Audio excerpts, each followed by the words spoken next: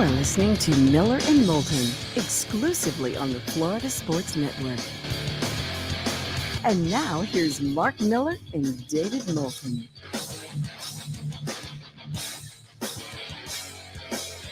Top of the morning to you. How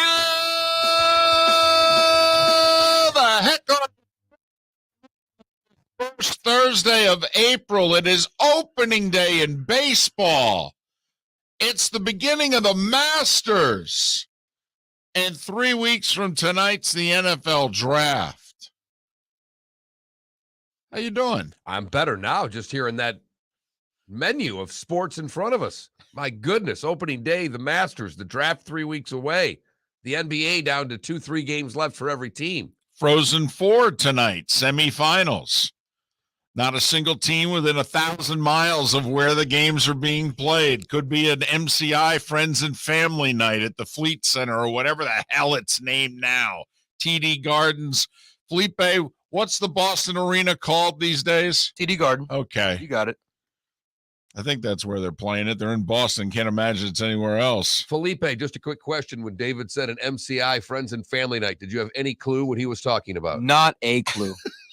What is that?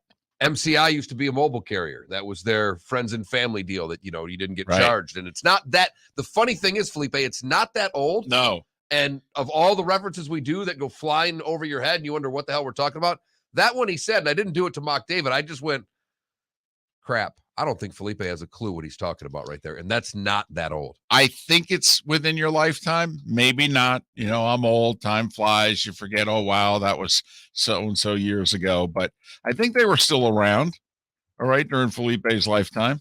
I think you got to say AF or BF, What? Before Felipe, after Felipe, just so I know, I got to keep Is that track. how it goes? Yeah, if it's okay with you, all right, we're going to say BCAD, There we that go. sort of deal. Yep. I think it's before Felipe. No, really? It's that old? I mean, I remember when they put their sponsorship on the golf tournament at the Heritage there. It was the MCI Heritage Classic. I mean, it's basically his age, because what I'm seeing here in March of 91, the company introduced the Friends and Family Plan. Right. But did they stay in business to, 2000, 2001 there when he was born? I don't think so. They didn't make it to the 21st century? Man. Well, we went through the cell phone carriers. I mean, what? Nextel had their name on the cup, and then the company went away before the contract ran out. Yeah, they got purchased by WorldCom in 96. Oh, man. I've never seen this logo in my life. I didn't think so. And it's not that old for two old guys. Unbelievable, David. Oh, man. Kind of a kick right in the teeth to start the show. It's Thank like goodness it's opening day, because let's Right. get right to baseball if we're going to talk about something that old people are into. Right, if we're going to talk about stuff that's out of date. It's opening day in baseball, a week late. Although I got to be honest, this seems about right around the time that opening day should take place. It doesn't, April 7th feel like a good time? I mean, I never liked the March 31st. No, actually, to me, Next week? next week. Which is when it used to be. It's when it used to be. But, try to jam in 162. I got you. I mean, I understand why. Right. But we get all kinds of postponements because of weather. Every year we deal with the same crap. You and I complain about where they have games at.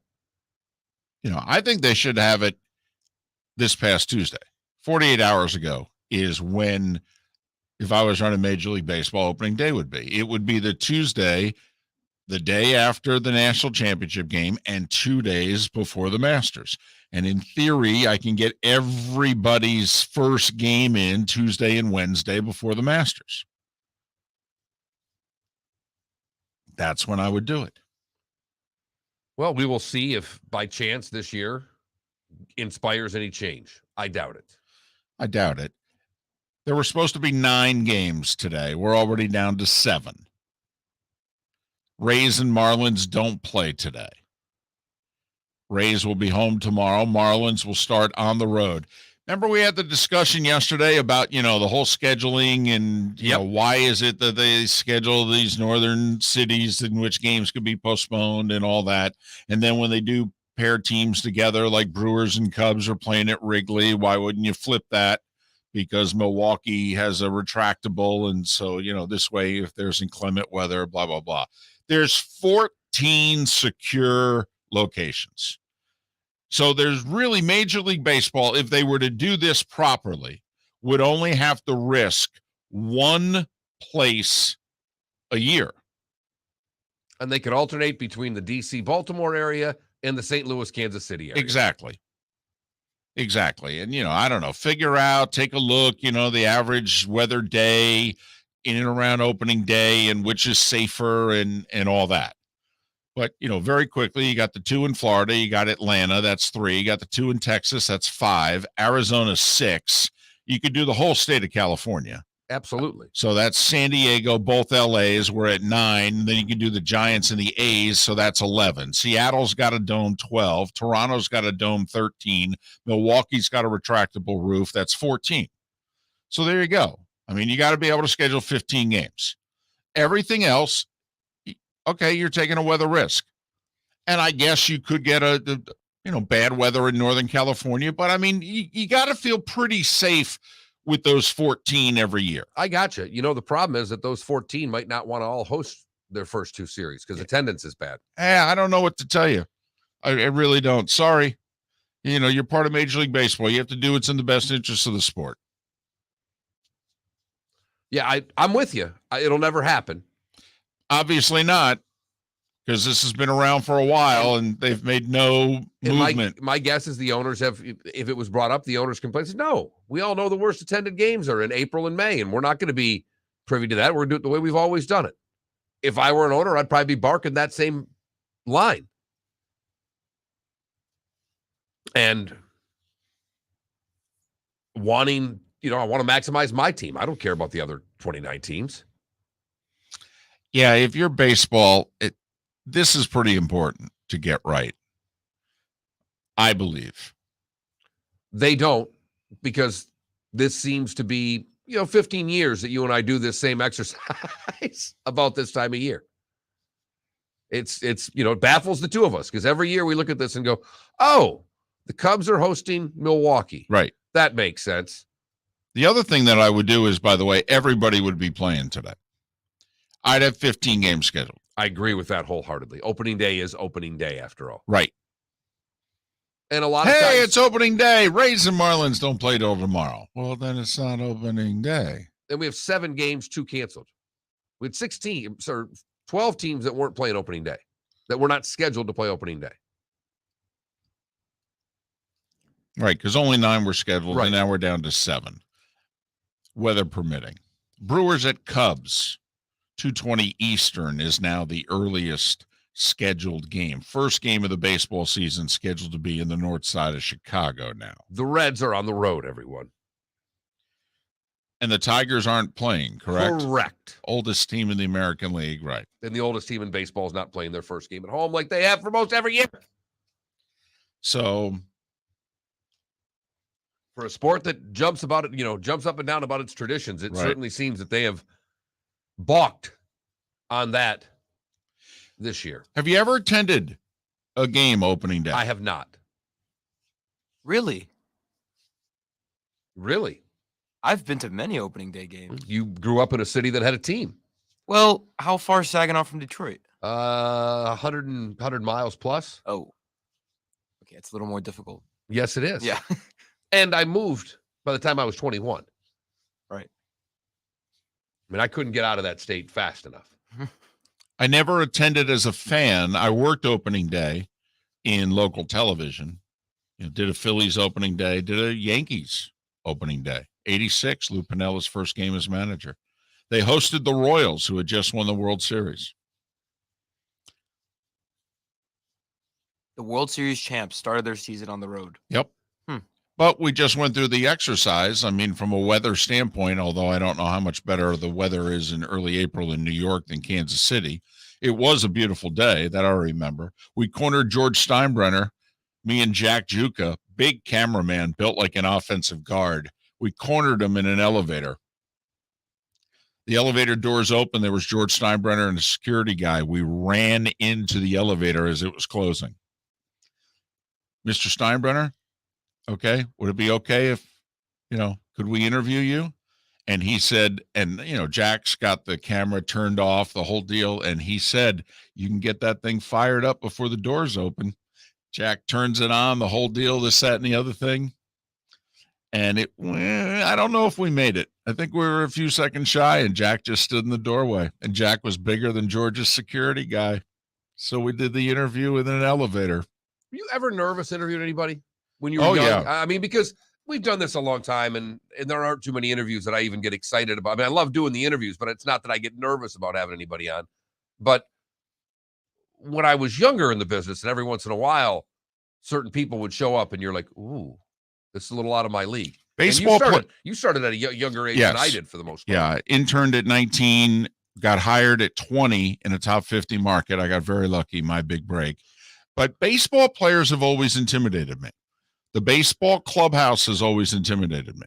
I'm never nervous around football. Hockey players are great. I mean, that's even with Warren Sapp spitting dip spit at your feet. Right. Exactly. Sapp spitting on me did not intimidate me. Baseball, I have always felt like we didn't belong. Did you ever do the pregame baseball? And is that where it came from? Because you and I have talked about this, that you find it completely appalling that media runs around a baseball clubhouse before the game. It's the only place I've ever felt we don't belong. It's an hour before the game and I'm walking through the clubhouse. Why are we here? This is their clubhouse. They're going to play in an hour. There's no other sport where this can happen. I don't know why we're here. And also, there is an arrogance that a baseball player has to have. The old adage, if you fail 7 out of 10 times long enough, you go to the Hall of Fame. So you have to build your defenses up as a baseball player. The sport is based on how you handle failure. And so I have just always felt that wall in between the baseball player and me as a member of the media. Others are very comfortable around baseball players. I've never been. Because I've never worked a baseball or a football locker room. I've worked plenty of hockey locker rooms, even worked the occasional basketball locker room. I've just never seen that scene, and just was curious. And because I imagined with I thought you might say I was a little nervous with Steinbrenner.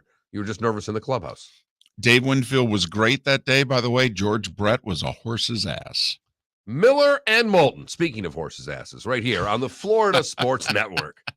Hey, it's Mark Miller for the Training Grove by Orange Whip Golf, where golfers go to get better. Improve your golf game from home with Orange Whip Golf and Fitness online swing training program, the Training Grove. With a growing swing training video library and a daily program prescribed by golf fitness professionals, the Grove provides a clear path to unlock your most powerful swing, giving you control of your game like never before. Join thousands like me who have finally found a way to achieve results in half the time of traditional game improvement methods with the Grove's revolutionary blend of golf fitness, instruction, and award-winning Orange Whip products. Go to orangewhipgolf.com to get started for a free 14-day risk-free trial. And use code Miller10 to get $20 off your first month. That's orangewhipgolf.com to get started for a free 14-day risk-free trial. Remember to use code Miller10. That will get you $20 off your first month. The Training Grove by Orange Whip Golf, where golfers go to get better. David Moulton for Napa, Napa Auto Parts, and Napa Filters. Insist on Napa filters for your vehicles, or if you're a do-it-yourselfer, only buy Napa filters. Napa has a filter for almost anything on earth that moves, whether it's motorcycles, foreign and domestic cars, vans, SUVs, earth-moving equipment. You get the idea. Napa Auto Parts, Napa filters. Insist on them for your vehicles, or if you're a do-it-yourselfer, only buy Napa filters. Bring your big mouth to John Smith Subs and indulge in their overstuffed subs with the freshest quality ingredients. Enjoy our famous steak bomb with perfectly grilled marinated sirloin steak topped with provolone cheese, grilled onions, peppers, mushrooms, crispy bacon, juicy tomatoes, and creamy mayo. Boom! Made-to-order crispy fries can be paired with the Gator, the Cuban, the chicken bomb, or the Italian. Love local. Eat delicious with John Smith Subs. Find a John Smith Subs location near you today. You are listening to Miller and Moulton on the Florida Sports Network.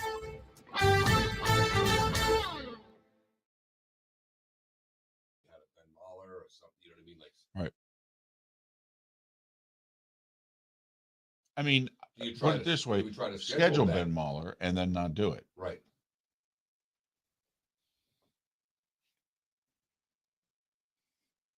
But here,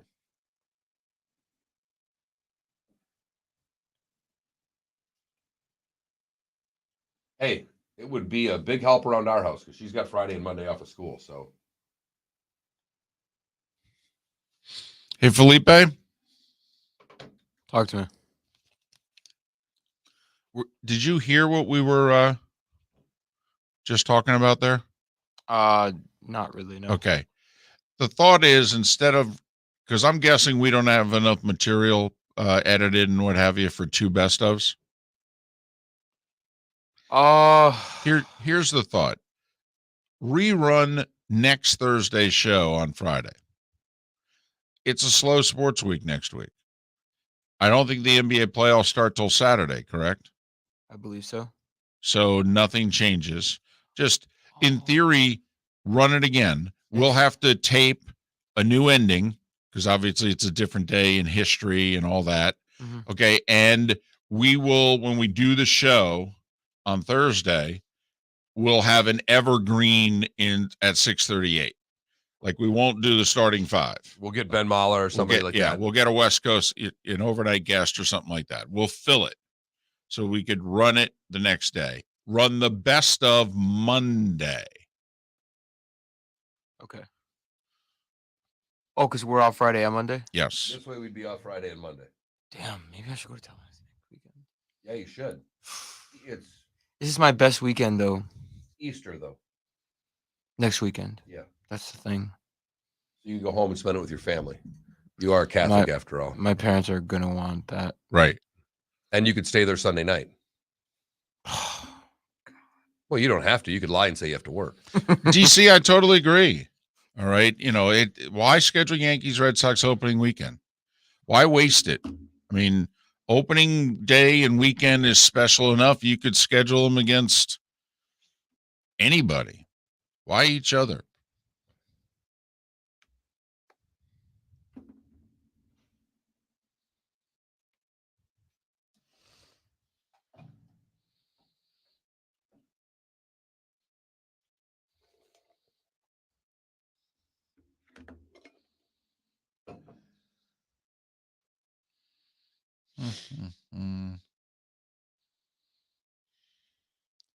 So that's our thought. How many segments do we have in your estimation for a best of for Monday? Let's see. I have a note here. Yeah, DC, totally.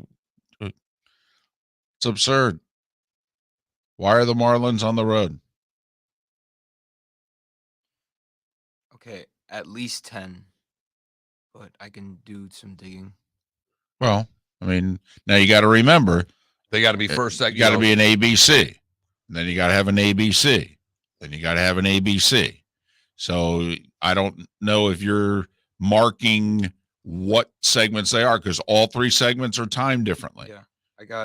I put Well, hour 3, segment 2, for example. okay. Well, you need to segment 1, 2, or 3 is important. Mhm. That's ABC. You need 4 A's, 4 B's, 4 C's. Yes. Yep. Honestly, I Or at the very least, and I don't know if you discussed it with Chris, at the very least, you need 9. You need 3 A's, 3 B's, and 3 C's, and then you discuss with him whether or not you run an hour of national. I would rather not.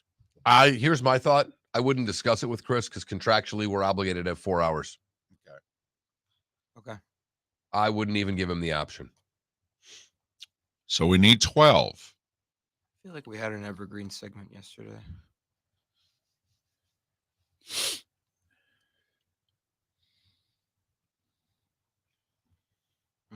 Actually, it's not that evergreen.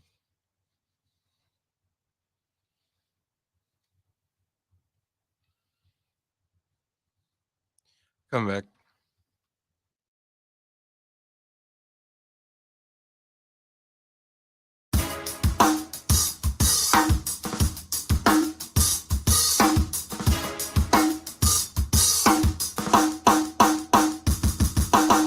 Welcome back to Miller and Moulton, only on the Florida Sports Network.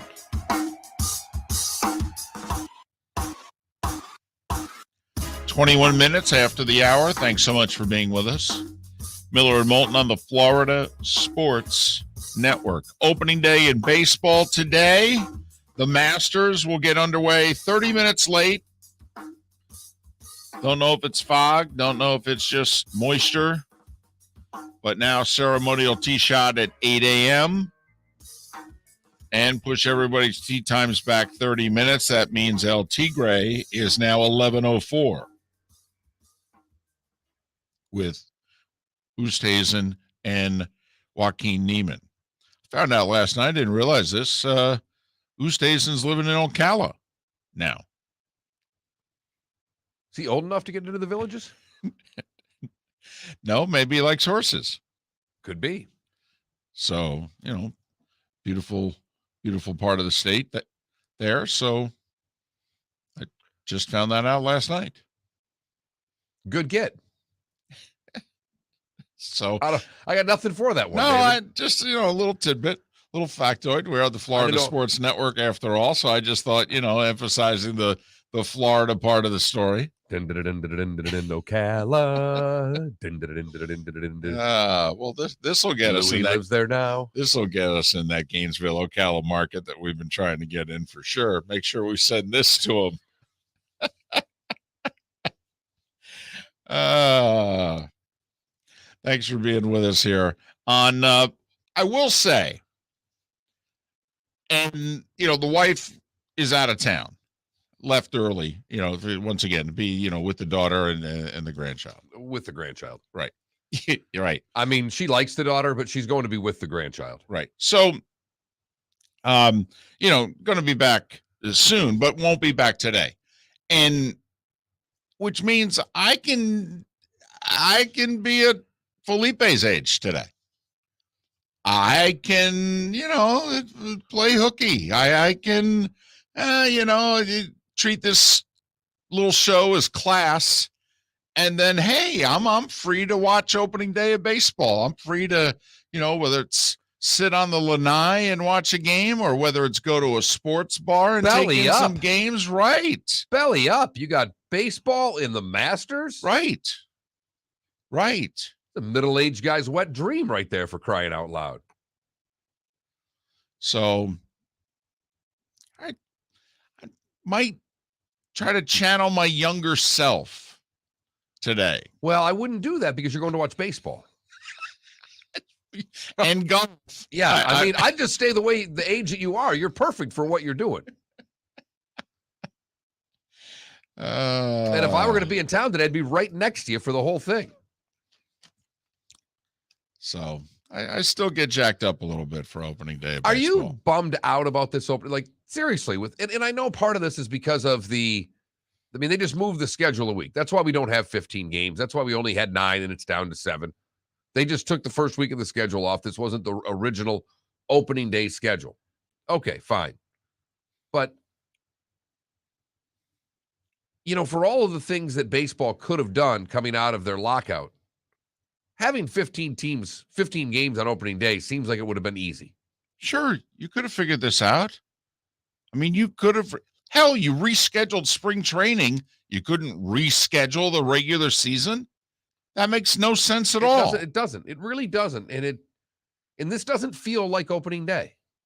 7 games doesn't feel like opening day. This feels the bastardized Sunday night game on ESPN that we've started doing. Well, also to me, what doesn't make it feel like opening day, there's only 3 games now in the afternoon. I mean, when you think opening day baseball, you think day baseball.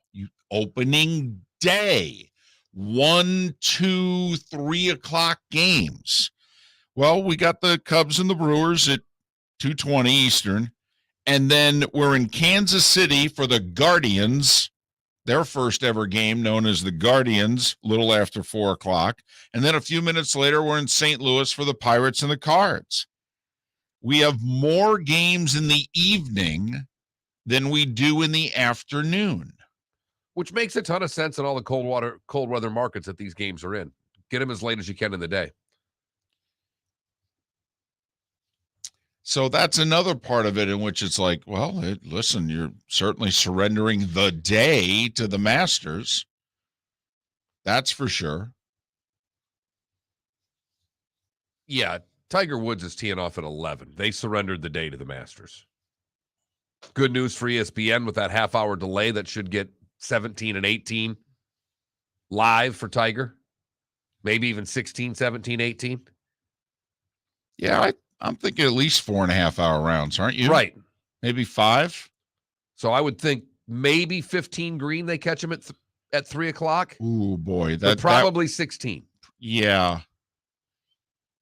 Yeah. That would be, I think, best case scenario is 16. I really do. I mean, my hope is I'm hoping play's not that slow, to be honest. I'm hoping that you're catching him on 17 so that he's ending his round around 3:30, because that'd be a 4.5 hour round as it is. And if you missed it a few minutes ago, the Masters announcing that everything's pushed back 30 minutes today. So Tiger is now 11:04 grouping, and the ceremonial first tee shot at 8 o'clock. Is Jack participating? Yes. Jack, Okay. Gary, and Watson are the ceremonial starters. All right. Gotcha. Because I think, Jack is all but done with, swinging a golf club. I mean, he's pretty much done. It's like, I just don't have it anymore. But yeah, he will be out there. At least the tee times had him listed as honorary. He and Gary Player and Tom Watson as honorary starters. And whatever time that was, you can bump that back by a half hour. And I'm sure they'll show it live on ESPN at some point today. They probably get away with showing that live, and that'll be about it for live shots this morning. So pretty special sports day today. And yes, with apps and, streaming and all that. I mean, you can watch golf all morning and all afternoon, and hopefully find a baseball game or two in the afternoon as well. Probably a game, not two, right? I mean, there's very few times games will be going on simultaneously today with the start of baseball. But the Masters starts at 3 o'clock television-wise today. They start tee times were around 8, I believe, but everything bumped a half hour for the starting times this year at Augusta. You want to text the show? You can do that by texting FSN Radio to 21,000, FSN Radio to 21,000. That will get you in. And if you're texting the show, I want to know, is opening day of baseball still a special day to you? Even if it's not as special, are you jazzed up because it's opening day baseball today? Is that our poll question? Could be. I mean, could be. I mean, I just want to know, does it have any juice with you at all? And it could be, yeah, usually, but not this year. I mean, I will say baseball's kind of shot itself in the foot this year. So I feel as if I'm mustering up my normal level of excitement. My apathy towards that sport right now has never been higher. Well, I'll tell you what, you better start paying attention soon, because your team is interesting. I don't think they're a playoff team this year, but the young kids are coming beginning this year. And they went out and made some moves as opposed to just sitting and waiting to try to be more competitive this year. Right. And they should, because they're in a division in which, quite frankly, you can make up some ground quickly. I mean, only one team finished above 500 in that division next year. And I think only one team has an over-under that's above 500 right now for this year. Speaking of which, we'll do baseball over-unders later in the show. Was studying last night trying to get ready for baseball over-unders. David Sampson to join us in a little more than an hour. We'll ask him about his favorite opening day memories. And to see what he thinks about opening day this year. He loves the sport, but this opening day seems, well, different to say the least. Miller and Moulton. Thank you so much for listening. The starting five is on the other side right here on the Florida Sports Network. Bring your big mouth to John Smith Subs and indulge in their overstuffed subs with the freshest quality ingredients. Enjoy our famous steak bomb with perfectly grilled marinated sirloin steak topped with provolone cheese, grilled onions, peppers, mushrooms, crispy bacon, juicy tomatoes, and creamy mayo. Boom! Made-to-order crispy fries can be paired with the Gator, the Cuban, the Chicken Bomb, or the Italian. Love local. Eat delicious with John Smith Subs. Find a John Smith Subs location near you today. David Moulton for Napa Auto Parts, and Napa Filters. Insist on Napa Filters for your vehicles, or if you're a do-it-yourselfer, only buy Napa Filters. Napa has a filter for almost anything on earth that moves, whether it's motorcycles, foreign and domestic cars, vans, SUVs, earth-moving equipment. You get the idea. Napa Auto Parts, Napa Filters. Insist on them for your vehicles, or if you're do-it-yourselfer, only buy Napa Filters. Hey, it's Mark Miller for the Training Grove by Orange Whip Golf, where golfers go to get better. Improve your golf game from home with Orange Whip Golf and Fitness online swing training program, The Training Grove. With a growing swing training video library and a daily program prescribed by golf fitness professionals, The Grove provides a clear path to unlock your most powerful swing, giving you control of your game like never before. Join thousands like me who have finally found a way to achieve results in half the time of traditional game improvement methods with The Grove's revolutionary blend of golf fitness, instruction, and award-winning Orange Whip products. Go to orangewhipgolf.com to get started for a free 14-day risk-free trial and use code Miller10 to get $20 off your first month. That's orangewhipgolf.com to get started for a free 14-day risk-free trial. Remember to use code Miller10. That will get you $20 off your first month. The Training Grove by Orange Whip Golf, where golfers go to get better. You are listening to Miller and Moulton on the Florida Sports Network.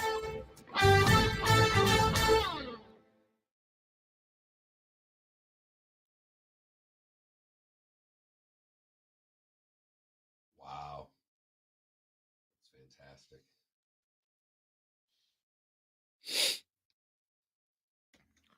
I had my gripes with it though. I thought there was way too much talking, way too many interviews. We barely heard Mike Breen, Jeff Van Gundy, and But it was a Nick Nurse. one-time thing. But it was a one. Yeah, it was really cool. But like, You got to remember, for the country, like most of the country doesn't give a rat's ass about the Knicks and the Nets. oh, it was a So- meaningless game. Right. But if your whole thing that you're promoting is retro, but all you do is just bring people on Zoom to just talk over the game, it's like, all right, I'm good. I'm gonna go back to ESPN1 now and listen to Hubie Brown talk about basketball and not the past. But think about the premise of the broadcast. I know, and I get it. I get why they would bring all those people in because Got a lot of text. each person has their significance. That opening day. But just Want to save them till 7? it's too much. Mac, you are wrong because Jack Morris did it. Yeah, Mac, you heard that? You're wrong. Wasn't that was opening day? Jack Morris, right? The no-hitter I thought so. in '84. Didn't the season start off magically? Yeah. April 7th, 84. Right, but was it opening day? It says Morris's no-hitter gets Tigers' historic 84 season rolling. Yeah, well, It was the first Saturday of the 84 season. No, I don't know. oh, He picked. No, it was their fourth game. maybe you're right.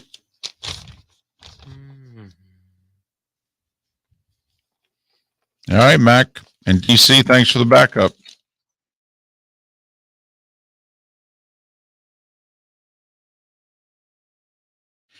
So Ken Force threw a no-hitter on this day in '79, but I'm guessing that wasn't opening day either. He was 21. Was he really? No. April 16th, 1940. Oh, I'm sorry. I thought you were talking Jack Morris. No, I'm like, Feller was 21. well, and he enters World War II a year and a half later. He signed up the day after Pearl Harbor.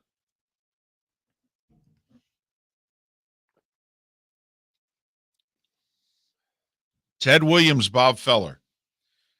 the two all-time greats that if you look at the years they lost at the ages that they were for war years, and then figure in just average numbers in and around that time in their careers, what their numbers would be. Staggering. It did.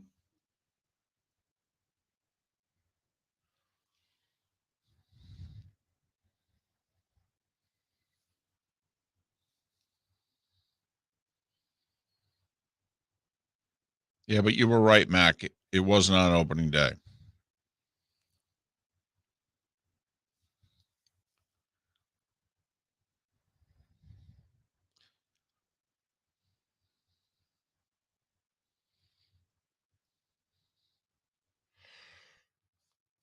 Oh, boy, excuse me. I feel like every ESPN game should have a version of the broadcast like that, like on ESPN Plus or something like that. It's too much. I know, but I mean, think about it. Secondary broadcast, secondary personnel around it. or just I do think you're going to see more Manning cast type stuff in more sports, though. yeah. David, did you see any of the highlights from the Houston baseball game? Mm-mm. Bench brawl. Ooh, bench brawl. Run, walks. We're coming back. He falls going to second, which is really funny. Next.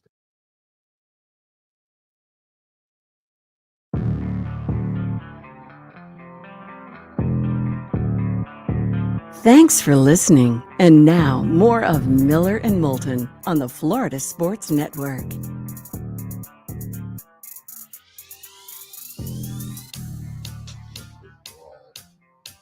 "22 minutes before the hour. Miller and Moulton here on the Florida Sports Network. Opening day in baseball. The Masters tees off in less than 2 hours. A lot to get fired up about. Is that going to be our poll question, by the way, about opening day? And I mean, I don't want to put opening day up against the Masters. I mean, it'll lose. I'm just, David, opening day will lose no matter what way we put it up in a poll question. If we put how jazzed up are you for opening day and whatever the no categories are will beat the yes. They just will. We do not have any type of majority in our audience when it comes to baseball. There are so many people that are just done with the sport, period, that any question you put up is already sabotaged before it starts. all right. I say we sell it and we sell it hard. I'm fine with that. So when you're formulating this question here, you just think as if you're working in the MLB offices in New York, baby. Some excitement behind it. Glass half full, not half empty. You know what I'm saying? Right. Opening day. Woo! Now, woo. Time for The Starting Five. 5 stories you need to know. It's the Starting Five on Miller and Moulton. Here's number 1. everything pushed back 30 minutes at Augusta. So the ceremonial tee shots. Nicklaus, player Watson, 8 a.m. Tiger now pushed back to 11:04 a.m. in a threesome with Louis Oosthuizen and Joaquin Niemann. Chairman of Augusta, Fred Ridley, made a little news yesterday. He did his sit down, and he said, hey, Phil was invited. You know, there's no suspension we know of, and it certainly didn't apply here. Ridley said, hey, 3-time former champion, defending PGA champion. He goes, he's in this tournament many different ways. But this was his decision. He said he called him late February, early March. Phil called Fred and said, yeah, I don't think I'm going to play. Phil. Well, he at first said it was a text or two. And then Ridley said, hey, why don't you give me a call? And so, according to the chairman, they had a pleasant conversation. He wouldn't divulge, what it is they talked about, what have you. But Ridley made sure everybody knew, hey, he's welcome here. And we even commented yesterday, if we were advising Phil, we would have said, hey, I know it's, half a day, 3/4 of a day out of your life, and it's going to cost you, I don't know, $50,000 to do it, but you should fly in for the Champions Dinner, do the dinner, and leave. Yep.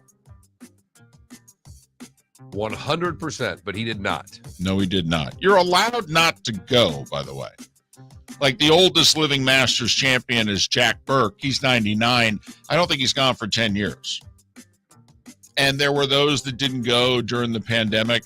Floyd and a couple of others, said, no, I'll sit this one out.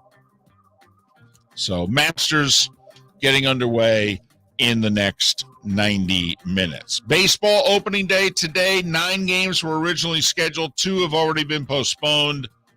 The first game of the year, weather permitting, will be on the north side of Chicago. Brewers at Cubs. Rays and Marlins both off today. Rays are home tomorrow with the Orioles, I believe. Marlins in San Francisco late afternoon tomorrow to play the Giants. Mets are starting Tyler McGill in the season opener today in Washington against the Nats. The Mets are a heavy play on opening day. They have a great all-time record on opening day, especially when you take into account that they lost like 8 of their first 9 on opening day. And ever since, their winning percentage is almost .750. It's that good. But I don't know that they've started a pitcher this, mediocre on opening day in a very long time. Mark, did you see the announcement that Major League Baseball had yesterday? A Sunday brunch broadcast package with NBC and Peacock. I love Sunday brunch. But do you love Sunday baseball brunch? I don't know. What are they serving? Well, they're serving up a half a dozen games that are going to start before noon. 11:30 a.m. on Sunday. This will start. Oh, you're talking dirty to me right now. Well, this is my kind of. Can you get it a little early? Can we have a breakfast game on Monday? Well, you got Patriots Day coming up a week from Monday, I believe, in Boston. That's a 10 or 11 a.m. Game every year. But this is a carved out package once again in which NBC is going to televise the first Sunday brunch game, May 8th, the day after the Derby. It'll be White Sox at Red Sox at 11:30 in the morning. Love it. The first 6 games will take place at 11:30 a.m. in this Sunday brunch package. Then the games will be moved back 30 minutes to start at noon. That's perfect. That'll take me right to golf coverage. Well, the other thing that is part of this is that on the days that the Sunday brunch game will air, no other games will air before 1:30.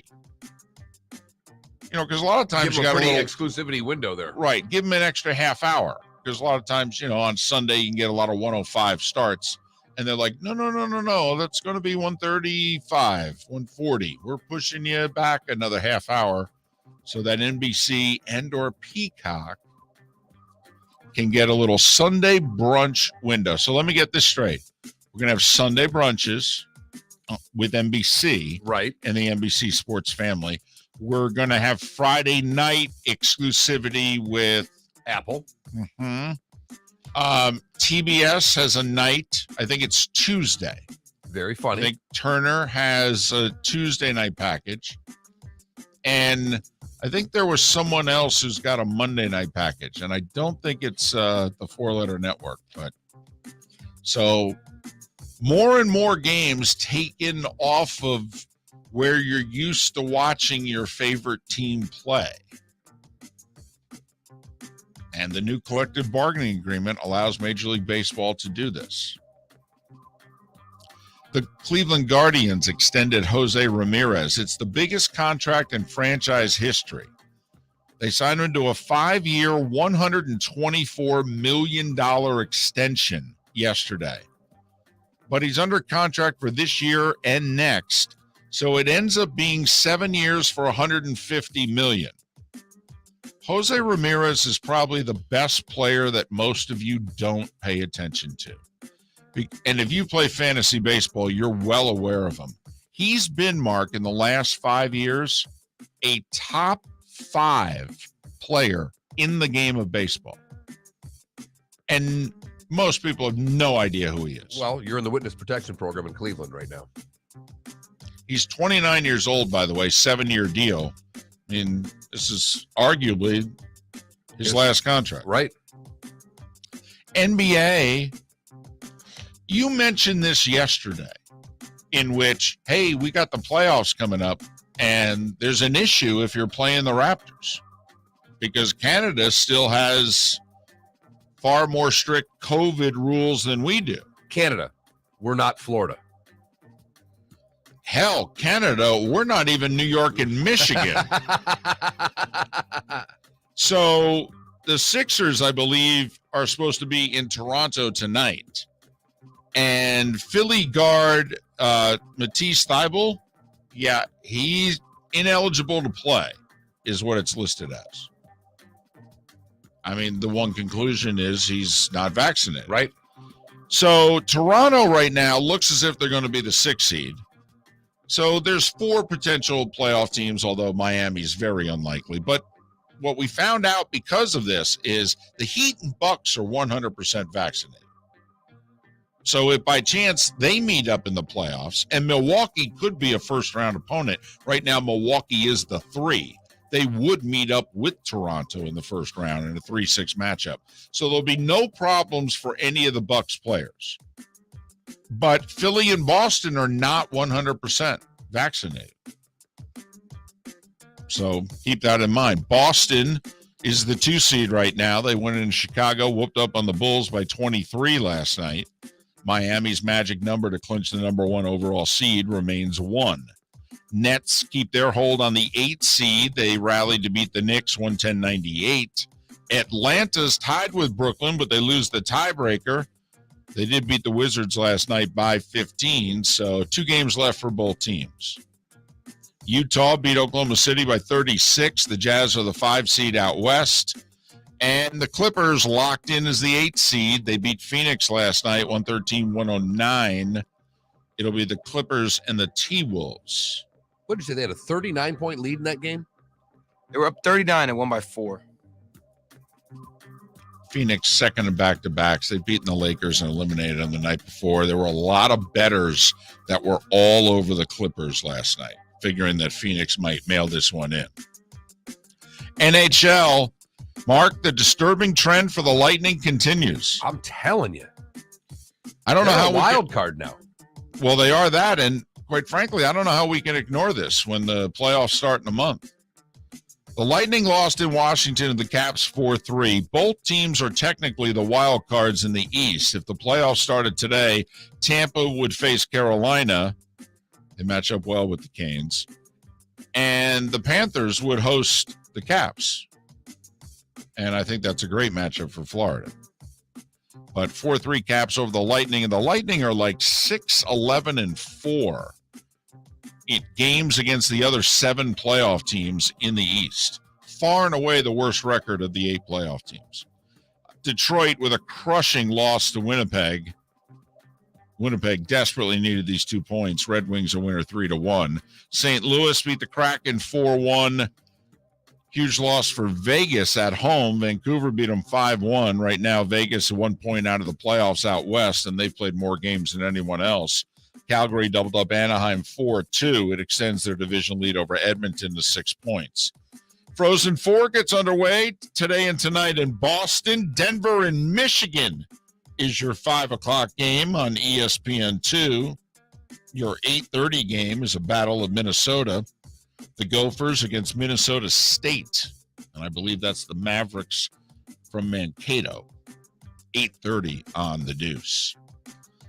So the games are in Boston. The teams are 2 from Michigan, 1 from Denver, 1 from 2 from Minnesota, 1 from Denver, 1 from Michigan. Would be a great heavyweight. The Maverick from Mankato. Or professional wrestler, one or the other. Steve Lyman, who hasn't coached in 7 years, named the new men's basketball coach at the University of San Diego.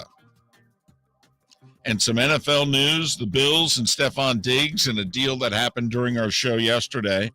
A 4-year extension. So he's under contract for 6 more years. And Diggs says, this is probably the contract that finishes my career.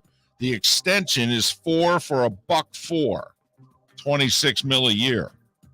Houston linebacker Whitney Mercilus retired after 10 years. And the Bucs, with a couple of moves yesterday, they signed Keanu Neal away from Dallas. He played linebacker with the Cowboys. He'll play safety with the Bucs. And they re-signed quarterback Blaine Gabbert. And for you Gator fans who are rooting for Kyle Trask, Trask better beat Gabbert out. If he can't beat him out year 2, he's not the quarterback of the future. And for those of you that were talking about Baker going to the Bucs as a backup, Blaine Gabbert getting signed pretty much derails any of that talk. And that was the Starting Five every weekday morning at this time on Miller and Moulton.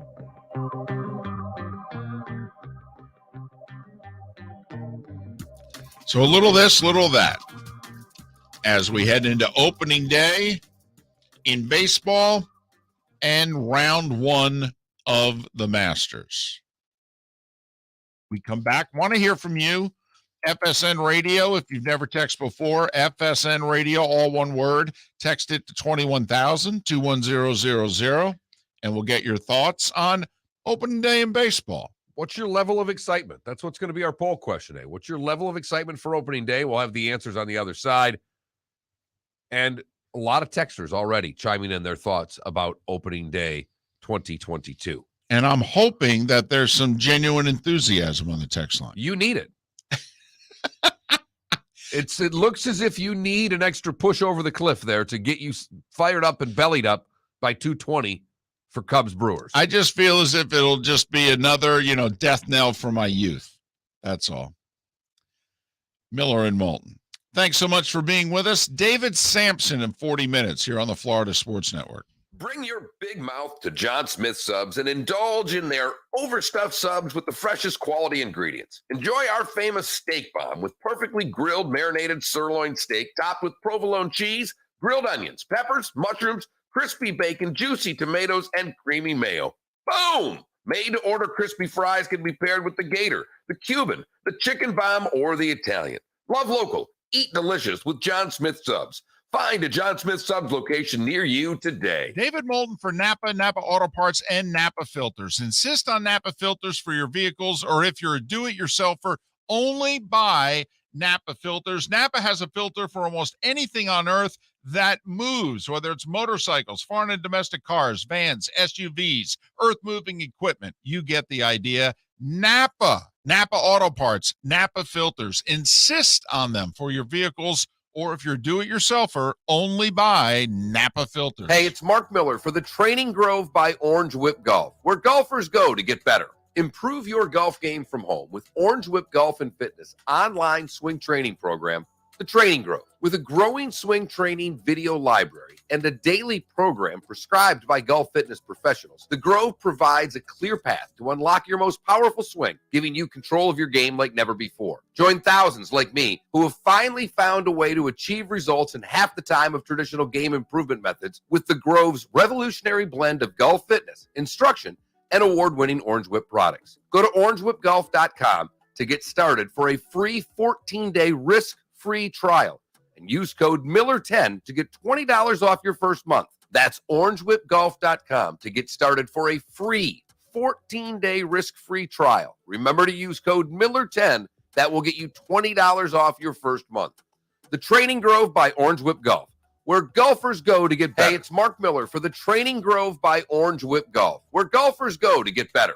Improve your golf game from home with Orange Whip Golf and Fitness online swing training program, The Training Grove. With a growing swing training video library and a daily program prescribed by golf fitness professionals, the Grove provides a clear path to unlock your most powerful swing, giving you control of your game like never before. Join thousands like me who have finally found a way to achieve results in half the time of traditional game improvement methods with the Grove's revolutionary blend of golf fitness, instruction, and award-winning Orange Whip products. Go to orangewhipgolf.com to get started for a free 14-day risk-free trial and use code Miller10 to get $20 off your first month. That's orangewhipgolf.com to get started for a free 14-day risk-free trial. Remember to use code Miller10. That will get you $20 off your first month. The Training Grove by Orange Whip Golf, where golfers go to get better. You are listening to Miller and Moulton on the Florida Sports Network.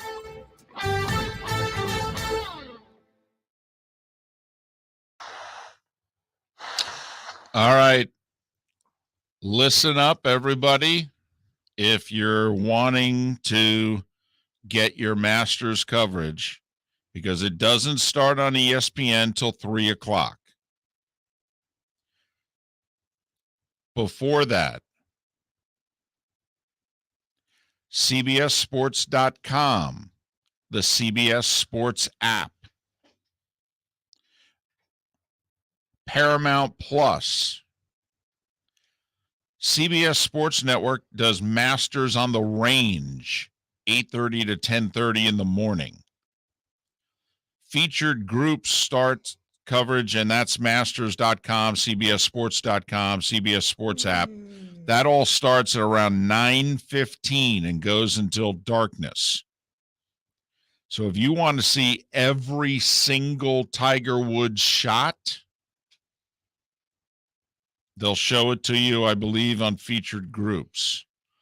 Amen Corner has its own little channel there. Does it say anything in there? Does DirecTV have the Masters extra coverage? They used to for years. I don't No. know. No, I think CBS grabbed it all. Amen Corner goes in 10:20 until 6 o'clock on Masters.com, CBSSports.com, the CBS Sports app. Holes 15 and 16 have their own coverage beginning at 11 going until dark. Holes 4, 5, and 6 have their own coverage at Masters.com beginning at 9:25, and they go until pretty much dark. So CBSSports.com, CBS Sports app, Paramount Plus, Masters.com. Many places to go and see Masters before 3 o'clock. From 3 to 7:30, it's on ESPN with a live simulcast stream on Masters.com. So there you go.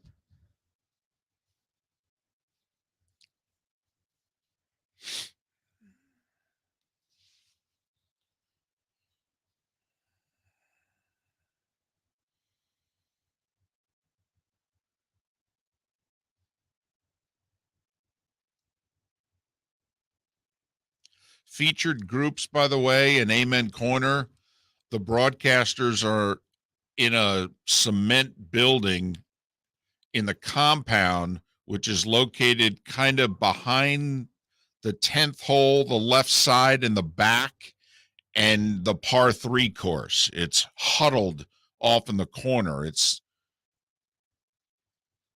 CBS has like 2 compounds, and that's where Amen Corner, featured groups, you're sitting in a brick room with one small window and you're broadcasting off of a monitor because obviously there's not enough room for you to broadcast in a tower on the course.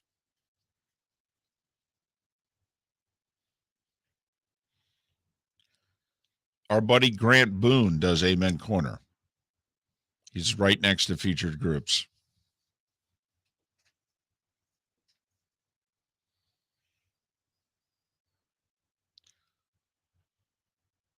Five years ago, Andrew Catalan was doing featured groups. Now he's doing the 14th Tower.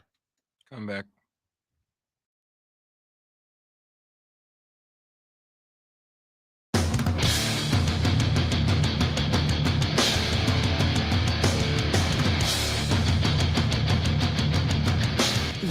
listening to Miller and Moulton, exclusively on the Florida Sports Network.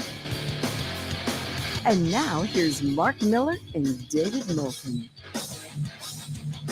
Top of the morning to you. Top of the hour to you. On this first Thursday in April, Miller and Moulton, the Florida Sports Network. Thanks so much for being with us. David Sampson, former president of the Miami Marlins, to join us in about 35 minutes' time. We'll get his reflections on opening day. He was a part of nearly 20 of them, including 10 years ago when the Marlins opened up their new ballpark. We'll get his thoughts and reflections on opening day and also his thoughts and reflections on the upcoming baseball season. I like opening day a lot, actually. And I don't think you told the story on air. Felipe is wearing an old school Florida Marlins hat. Way older than my existence, yes. Because apparently the hat was purchased on the first day in Florida Marlins history at their first game by his father, which was what, 7, 8 years before you were born? 1993, yeah. And Felipe, at some point in time, snarfed the hat from Dad. And so now he has it. Yeah, I've done that with a lot of hats. Sorry, Pops. So that hat, Mark, that we're staring at is 28 years old. That's I like it. An original opening day in Marlins history. That's fantastic. And the thievery I like as well. All right, opening day has made our poll question. What is your level of excitement for opening day? Fired up, the lockout killed it, or I'm done with baseball? All right, fair enough. Gentleman here in our Twitch chat room said, I'm a Rays fan. If the Rays were actually playing on opening day, I'd be a lot more excited about opening day. This person, a lot of text on this, by the way. You can text the show, text 21,000 to FS, or text the keyword FSN radio to 21,000. That's the proper order if you've not done so before. It said, I could care less about opening day of baseball. Really haven't cared much about baseball since Sosa and McGuire, and I'm a Braves fan. I enjoyed the World Series, but I really don't pay attention till the playoffs. Baseball has lost me. Wow. Another texter, I once loved baseball. Now I could care less. Watched one game last year, the last one. Ooh. And then we just got a picture from a family. All the dad is wearing the most awful pants I've ever seen in my life. What color? What do we got here? Blue, white, and red diamonds. There are Cub logos on the white diamonds. They're like Chicago Cub pants. And then the wife and the kids all have T-shirts on that say I'd rather be at Wrigley. Diamonds isn't like an Argyle? Yes. Yeah. So that family's all in. They are all in. I love it. This guy, David, one of yours right here, bought the baseball package just yesterday, and the Phillies don't start until tomorrow. Phillies are going to be fun. They're going to be a very entertaining team. They're a slow pitch softball team at the plate. Unfortunately, they may also be a slow pitch softball team in the field. This person asks, if you have the MLB package, do all these streaming deal games get blacked out? Yes. Yes. To my understanding, yes. Yes. Hence the word exclusive. This person says, I'm more excited for opening day than usual, but usual is 0, so that's not saying much. Well, but that's a start. Right. This person just says baseball is a dying sport. Which is not true. I mean, they have millions of people that watch it every day.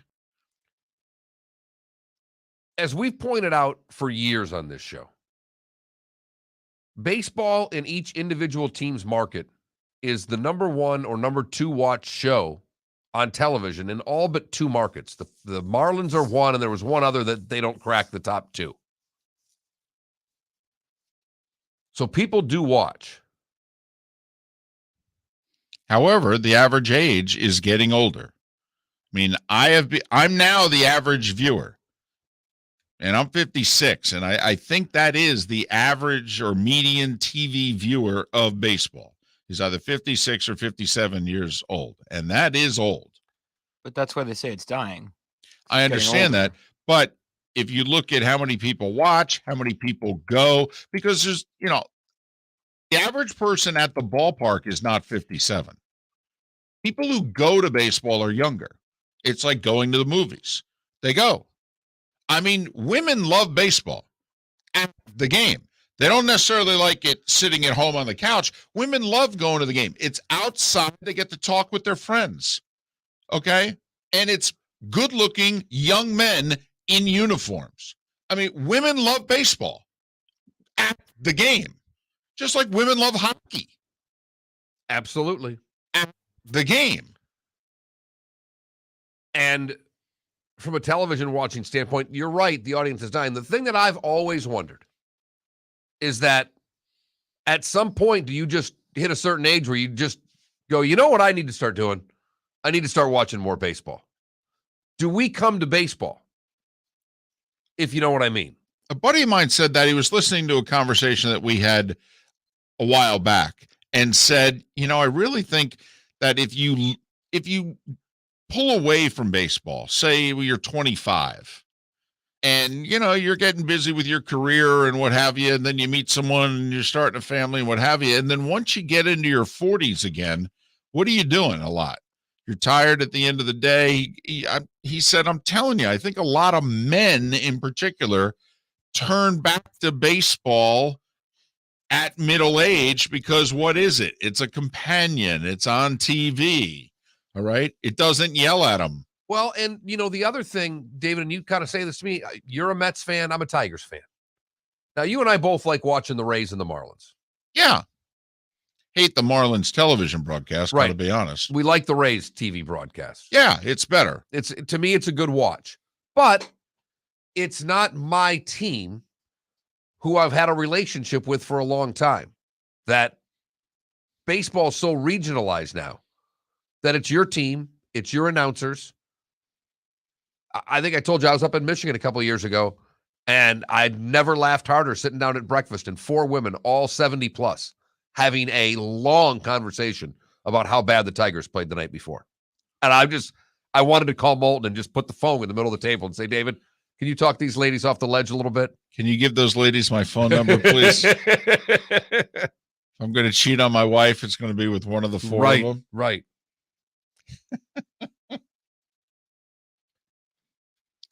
The Marlins broadcast used to be good. Oh, well, I got rid of fired Richard everyone. Waltz and Tommy Hutton. I mean, It's the worst mistake Jeter made. And we're not exaggerating that at all. Jeter, and we believe most people who run baseball, you don't need a good broadcast team when your team is good. You don't. The team is good. You're watching for the team. You need a good broadcast team when your team is not good. And the Marlins struggle to win because they can't spend the money that everyone around them can. Rich Waltz and Tommy Hutton are far more valuable to a franchise like the Marlins than they would be to a franchise like the Dodgers. And that's something that, Jeter did some good things, I think, with the Marlins, made some mistakes. I honestly believe that was his biggest. Plus, he brought a bunch of Yankees onto the broadcast. You're the Marlins. Embrace your Marlins history. You've won 2 World Series, for goodness sakes. That's taking care of friends, and that was a mistake. Yes. People were furious. I remember. And they should and they should be.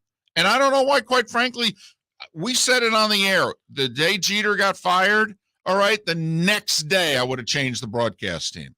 The next day. It's an easy one. It's not the first time it's happened. I mean, Bo Schembechler famously fired Ernie Harwell when he took over the Tigers. Only the greatest announcer, one of the top 5 announcers of all time. Mistakes are made, but you can fix them. They fixed theirs. The Marlins should have fixed theirs as well.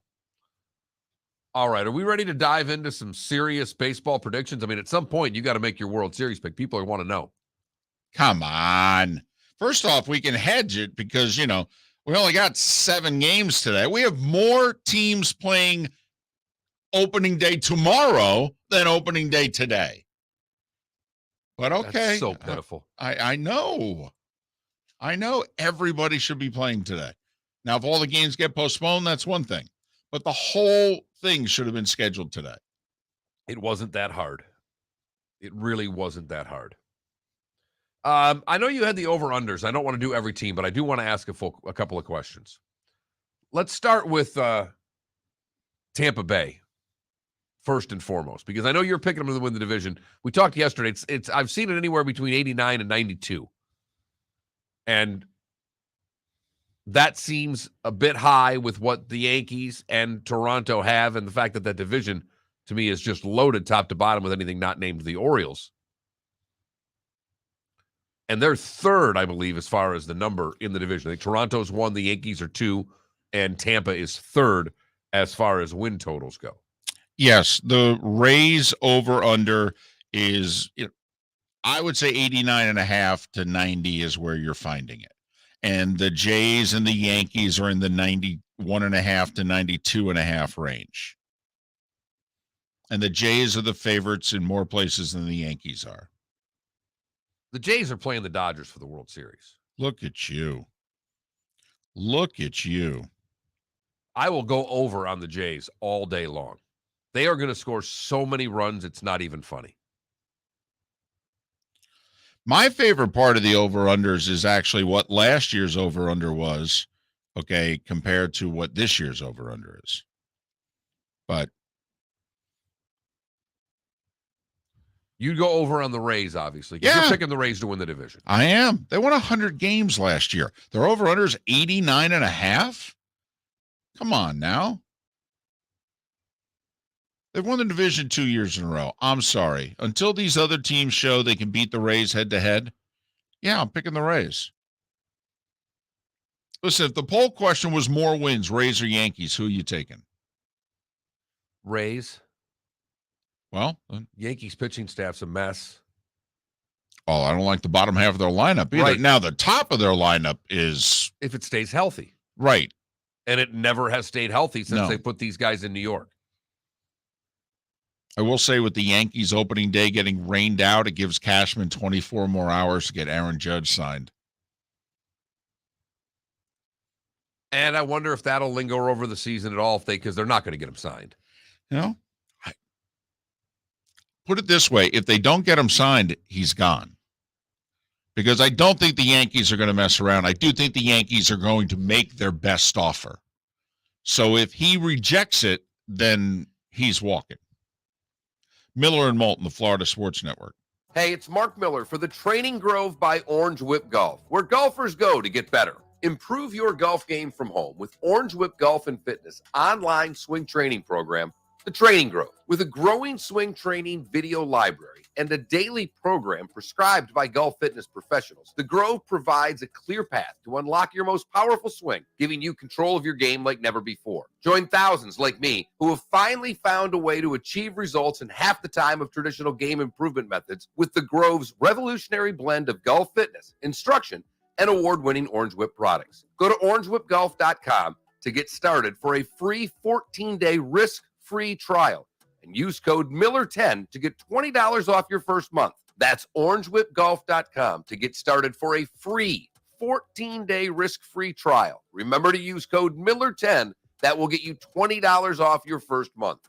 The Training Grove by Orange Whip Golf, where golfers go to get better. David Moulton for Napa Auto Parts, and Napa Filters. Insist on Napa Filters for your vehicles, or if you're a do-it-yourselfer, only buy Napa Filters. Napa has a filter for almost anything on earth that moves, whether it's motorcycles, foreign and domestic cars, vans, SUVs, earth-moving equipment. You get the idea. Napa Auto Parts, Napa Filters. Insist on them for your vehicles, or if you're do-it-yourselfer, only buy Napa Filters. Bring your big mouth to John Smith Subs and indulge in their overstuffed subs with the freshest quality ingredients. Enjoy our famous steak bomb with perfectly grilled marinated sirloin steak topped with provolone cheese, grilled onions, peppers, mushrooms, crispy bacon, juicy tomatoes, and creamy mayo.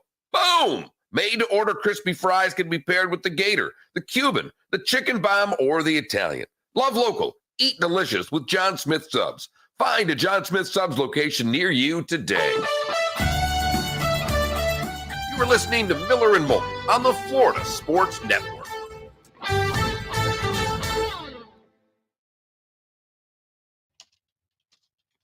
Yes, Kevin Harlan, man, with the Wolves, they were terrible. You should YouTube it. I wonder how much early Kevin Harlan they have with KG and Stephon Marbury in the mid '90s. Oh, I have. It was awesome. I have.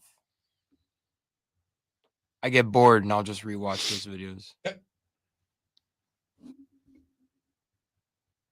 funny. There was one time.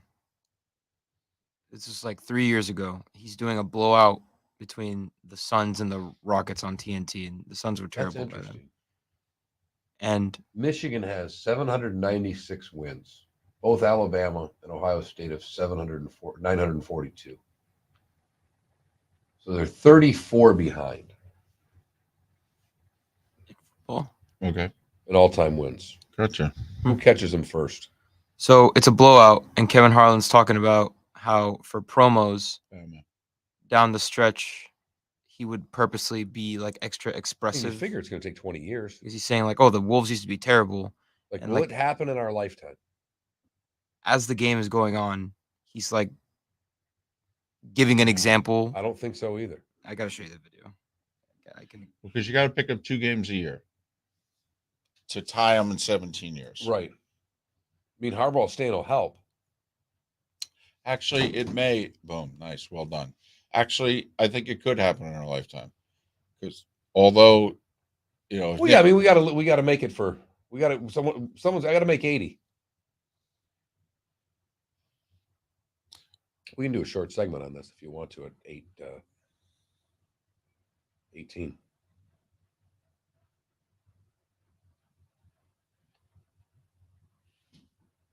Because apparently there's a new, and they didn't say who it was. College basketball got a new king in the wins department this season.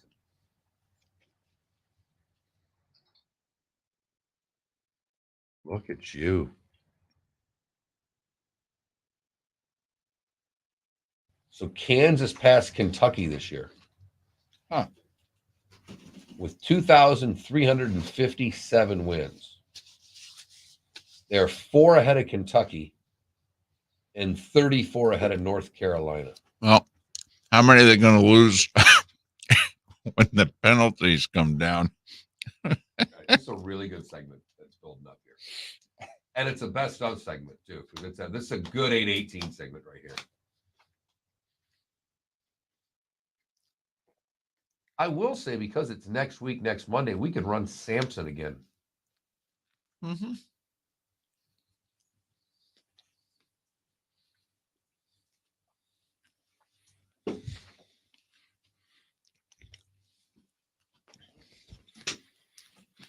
Well, I'll tell you what, Paul.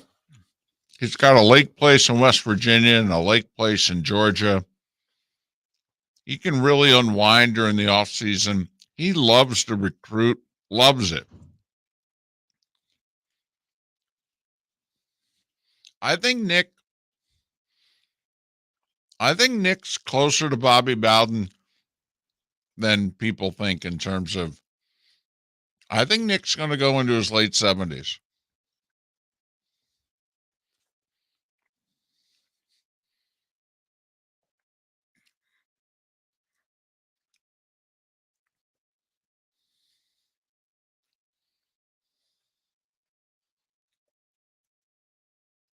I'm low key sad to see the pitchers at bat go. Really? It's always fun, you know. Not going to miss it at all. I mean, I'll miss the strategy, but I won't miss seeing pitchers hit. oh man, but every time they got a base hit, it was amazing. God, Henderson. No, I mean, when Bartolo Colon homered in San Diego, it was one of the greatest. It was moments. great. It was, but you know, he pitched for 20 years.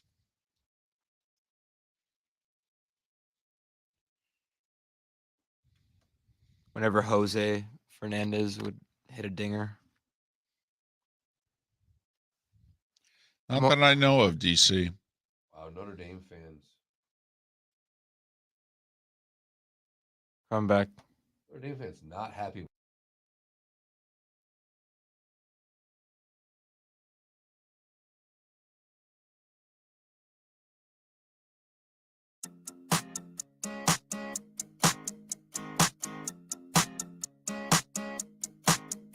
You're listening to Miller and Moulton, exclusively on the Florida Sports Network. 21 minutes past the hour. Miller and Moulton, the Florida Sports Network. David Sampson in a little more than 15 minutes time. Thanks so much for being with us. Our poll questions about opening day in baseball. And, your level of excitement, right? That's what we're gauging.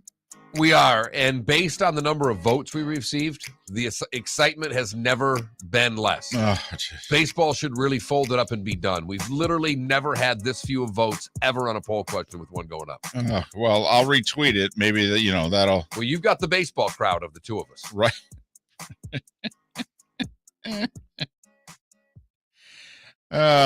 For goodness sakes.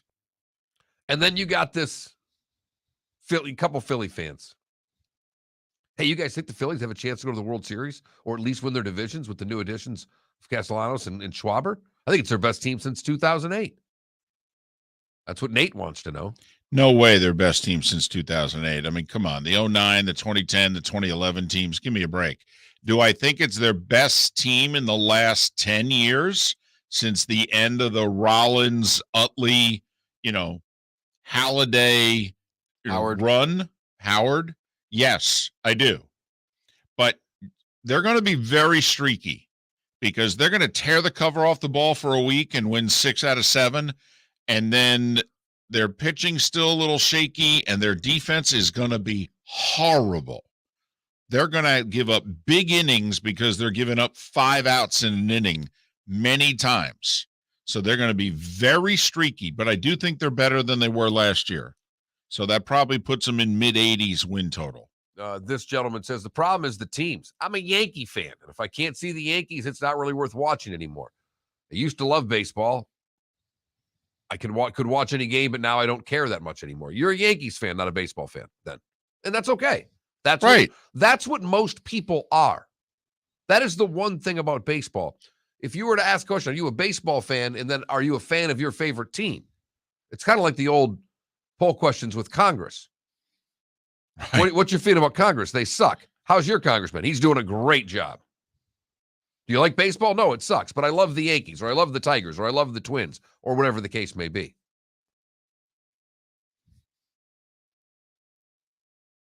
This person just simply says it's Masters Week. Baseball can wait. That is a problem. That is a problem. While I think March 31st is too early, it would have been the Thursday before the Final Four and a week before the Masters. We said this when this was going on. Is anybody at Major League Baseball looking at the calendar? Or in their simple arrogance, do they only live in their bubble and don't worry about anything else? And it certainly seems as if the latter was the case with baseball. Well, and they did catch a bad break, let's be honest. I mean, when they ended the lockout, Tiger Woods was not playing in the Masters. Nope. And no one thought he was. Nope. So, I mean, if something was scheduled around the Masters, with Phil and Tiger, in theory, not here, I don't think the excitement level, and none of the guys who were top 10 in the world when the season began have won yet. No, this would be, I don't want to say, because Masters is never boring to me, but this would have been far more uneventful. Far more uneventful. As David just pointed out, the guys who were the top 10 in the world when the season began, none of them have won a tournament. Scotty Scheffler was technically 11th when the season began. And I don't think Scotty Scheffler's moving the needle. I don't either. And for that matter, DJ, Koepka, Rory, I don't think they're moving the needle either. I think Rory or DJ could move it a touch. Whoa. But wow, I don't think I've ever heard you say something that nice about DJ before. A lot of people like him. I don't. I mean, he just, well, I think we know by now. But I do think, if Koepka and DeChambeau were going, that moves the needle. Jeff in Iowa asked an interesting question on our Twitch chat room here. Would baseball have been better off keeping this week canceled and opening next Thursday, the 14th? I believe so. Or Monday, the 11th. I think I would have made the case for Monday the 11th. I would have given a few more days of spring training and what have you, and gotten away from the Masters. But they did catch a bad break. At the time that they scheduled this, Tiger wasn't playing in the Masters. And that's a stop the traffic moment right there. And this person says, I played baseball, played college ball at Coastal Carolina. Any DJ stories for me? And I've been a fan of baseball since my dad put the ball in my left hand as a baby. Smart dad. Put it in your left hand, not your right hand. Hopefully he tied your right arm behind your back as well. I will say those that are voting in our poll question are excited about opening day. But the low vote total leads to one believing there's not a lot of baseball fans out there. Right. Which I think they are. And by low vote total, we mean non-existent. Oh, stop it, will you? Come on now. I mean, just because we have more texts than we do have votes in our poll question right now. That's all. That's all we're saying. Miller and Moulton. You were stumbling over some numbers there during the break. Oh, these college football numbers that I think are fascinating. Michigan is the winningest program in the history of college football. Trust me, if you know a Michigan fan, they remind you of this all the time. They have 976 wins. Felipe, care to guess who's second? There's a tie for second. Michigan's the number one winningest program in college football. Care to guess on who's second? Alabama. They are tied with Ohio State. 34 wins behind Michigan. And I simply asked David, will we see one of these two teams pass the Wolverines in our lifetime? Well, if they pick up 2 games a year, it would take them 17 years to tie Michigan. And that's asking a lot. That's a lot. It is. 11 wins versus 9 on average. I mean, it's doable, but Nick's not going to coach for all 17 of those years. No guarantee that Ohio State keeps winning at the level that it's winning. Although I would feel pretty good about it. I feel pretty good about it. They can get players. Right. I mean, John Cooper screwed up the Michigan game, but he won a lot of games and he got great players. And Alabama is almost a guarantee to play in, 2 extra games than everybody on a seasonal basis. But Nick is 70. I mean, I think he does 7-8 more years, though. I think he pulls a Bobby Bowden. I think he coaches into his late 70s. This all stemmed because the basketball all-time winner has changed. Kansas has overtaken Kentucky. They now have 4 more wins than does Kentucky. 34 more wins than North Carolina, who's third. Well, that's for now. I mean, wait until the NCAA finally. And I know we're joking about, Kansas, and they're facing 5 level 1 violations.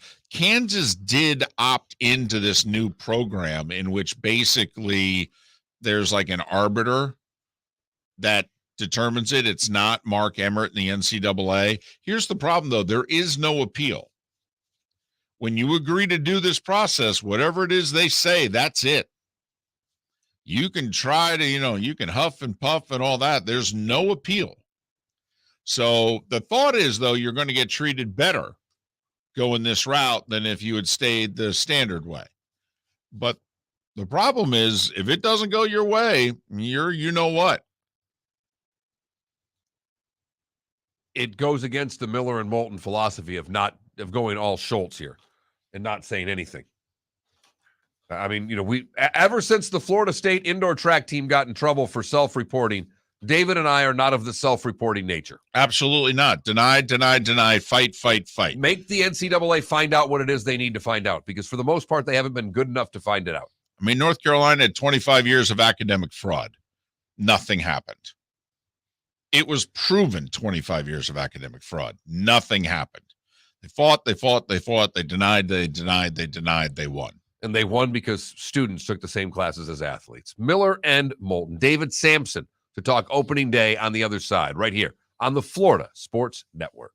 Hey, it's Mark Miller for the Training Grove by Orange Whip Golf, where golfers go to get better. Improve your golf game from home with Orange Whip Golf and Fitness online swing training program The Training Grove, with a growing swing training video library and a daily program prescribed by golf fitness professionals, the Grove provides a clear path to unlock your most powerful swing, giving you control of your game like never before. Join thousands like me who have finally found a way to achieve results in half the time of traditional game improvement methods with the Grove's revolutionary blend of golf fitness, instruction, and award-winning Orange Whip products. Go to orangewhipgolf.com to get started for a free 14-day risk-free trial and use code Miller10 to get $20 off your first month. That's orangewhipgolf.com to get started for a free 14-day risk-free trial. Remember to use code Miller10.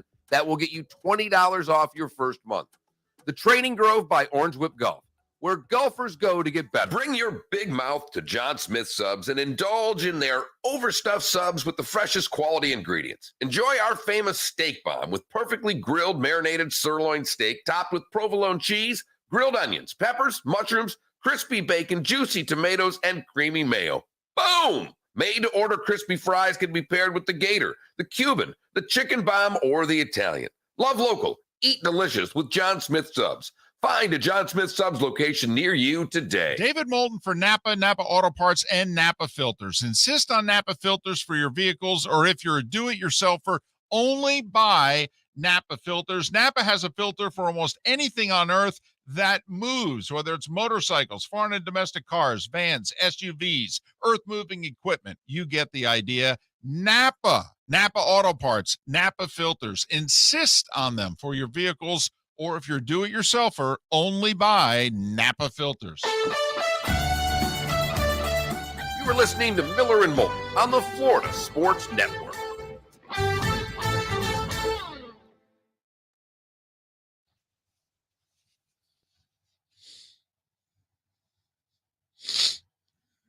Eisen must have got nominated for an Emmy too. You did.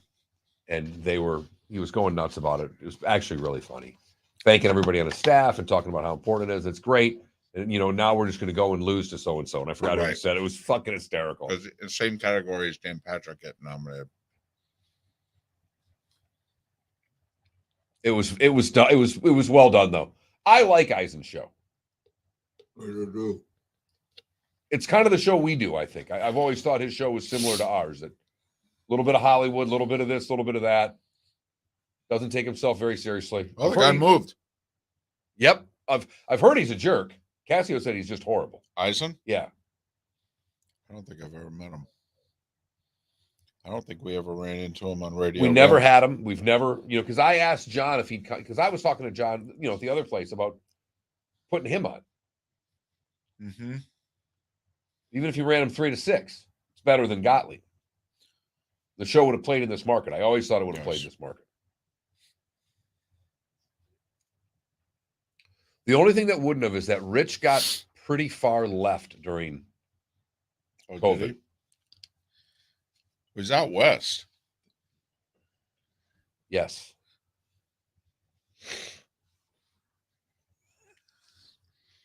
Oh, Hops, I wish you would have voted.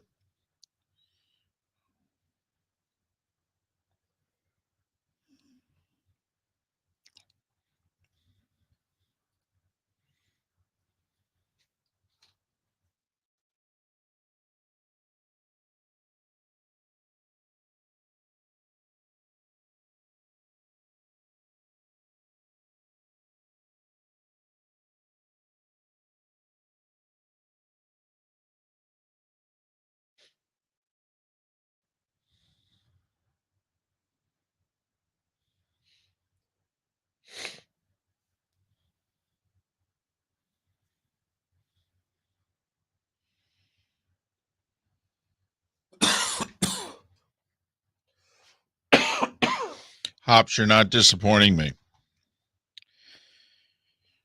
It's impossible for a listener to disappoint me.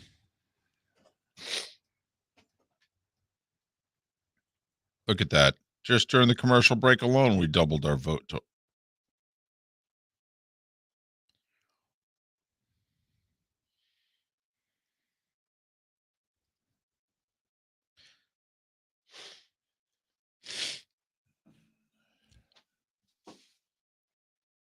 Sean Salisbury is asking, what is your favorite opening day memory?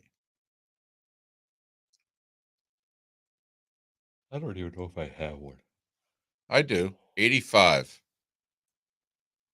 It's very excited. The Mets had just acquired Gary Carter. Has 19.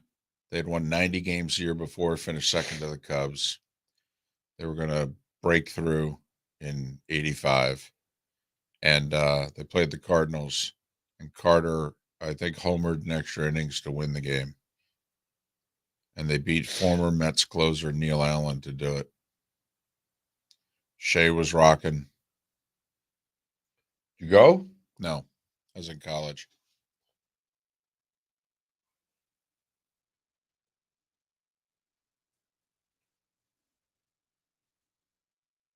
It's funny, though. I was in New York for opening day the next year because I was working. I was at Yankees opening day.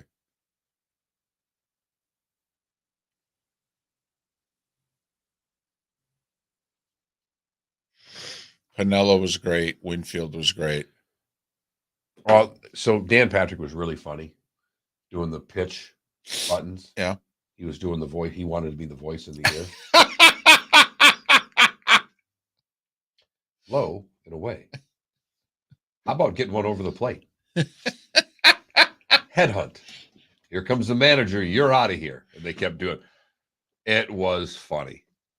All right, David's on hold. We're back in 20.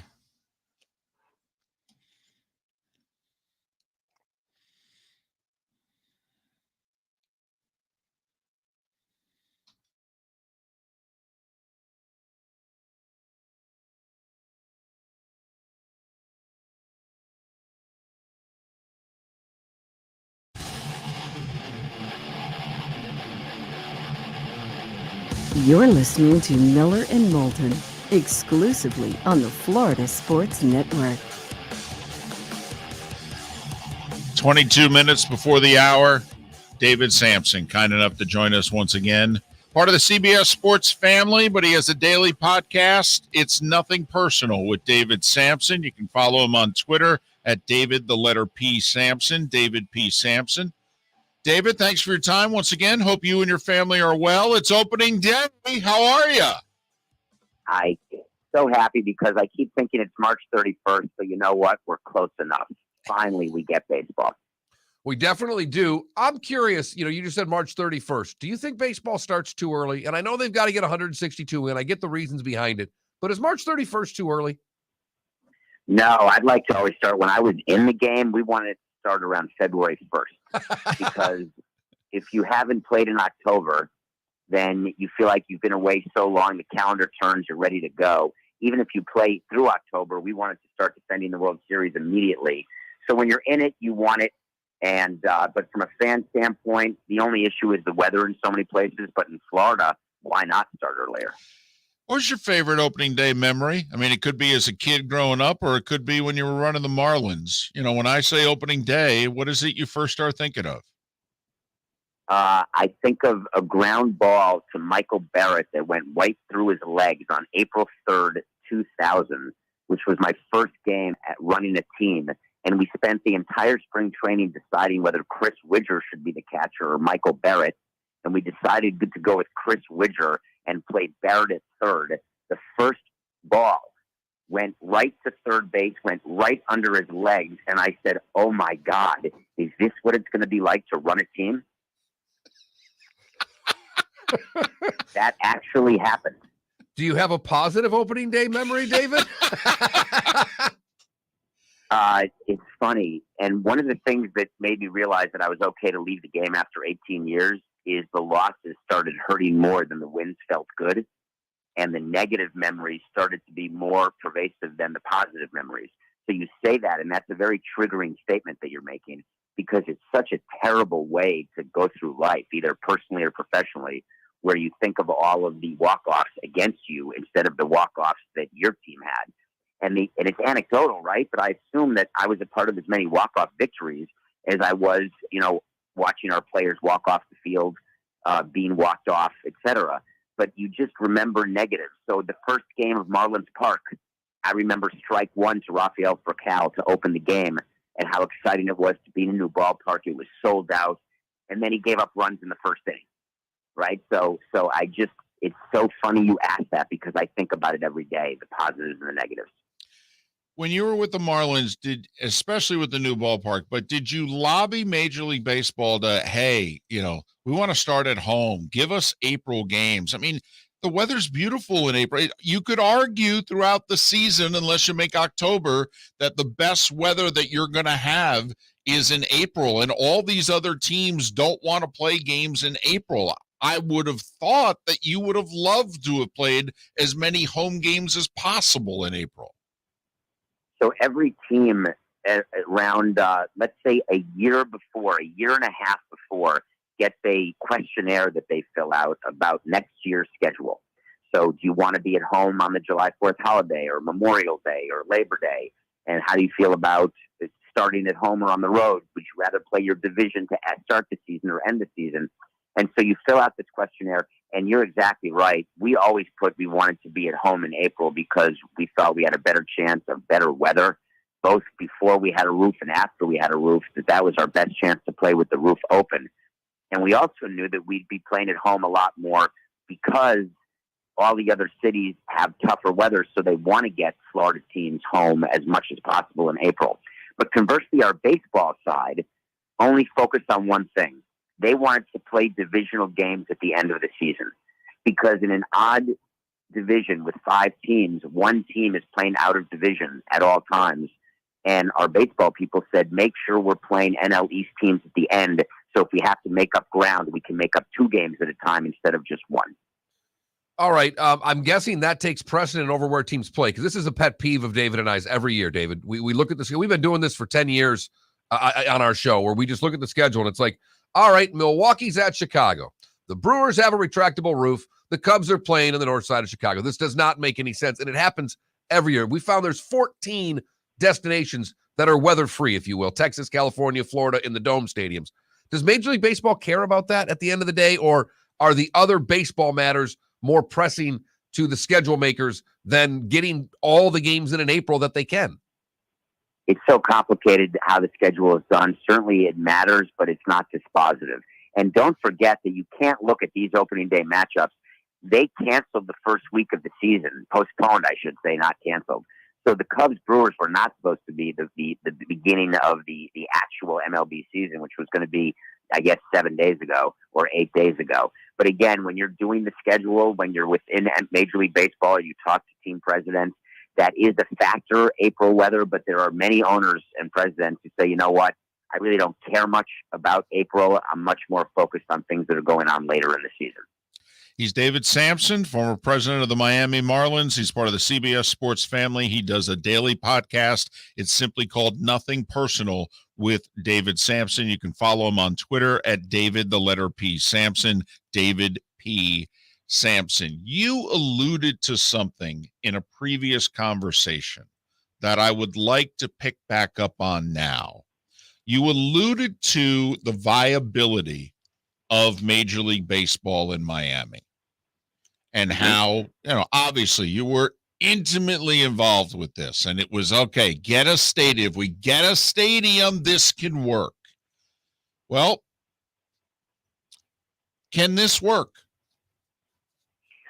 So the history of baseball in Florida, as you very well know, is that Commissioner Bud Selig really thought that Tampa and Florida and Miami were 2 markets that made a ton of sense because of spring training and because of the fact that weather, and also because of what he perceived to be the demographics, and just everything pointed towards success. And there has been a struggle in both Florida markets since the beginning, if you really think about it. And the Rays have had way more on-field success than the Marlins. The Marlins just have two more World Series. But overall, I would say the Rays are more successful on a game-by-game basis, and the Marlins are more successful on how many trophies do we have basis. But the one thing they have in common is that they've never been able to really have any sort of foothold in attendance. And baseball has studied that issue. And they have figured out that part of the problem is the stadium. And in Tampa, they believe that if the stadium is in Tampa, that'll take care of it. In Miami, they thought the problem was the stadium. And if you put a roof on a stadium in Miami, that will take care of it. But then they realized that when you're at the end of the new stadium crush, and right now Oakland and Tampa are number 30, 29 and 30 for new stadiums, right? If you think about it. The Marlins were 28. I don't think a new stadium's opened since Miami. And that sort of increase, the panacea that it used to be, is no longer the case. So then baseball said, well, now we have a real problem, because not only do we need a new stadium in Tampa, but then we have to figure out whether that's even going to matter. And if it doesn't matter, we're stuck in a 30-year lease situation where they can't relocate, and we're back to a team taking a ton of revenue sharing. And the Marlins are in that position now where they're getting a bunch of revenue sharing in a new stadium, and it's a real issue. But there's no solution, because the Marlins aren't leaving Miami. They are contractually bound to stay there. But it definitely informs what's going to happen in Tampa. Do you think Tampa's long-term viable if they get the stadium in Tampa? I mean, I do, only because the Lightning have been around a lot longer, and the Lightning are not a good NHL franchise. They're an above average to great NHL franchise on all fronts. Obviously, they win, but they draw. And I think with the success the Rays have had on the field, if you put them in Tampa, I think the success at the gate would be the same. Do you?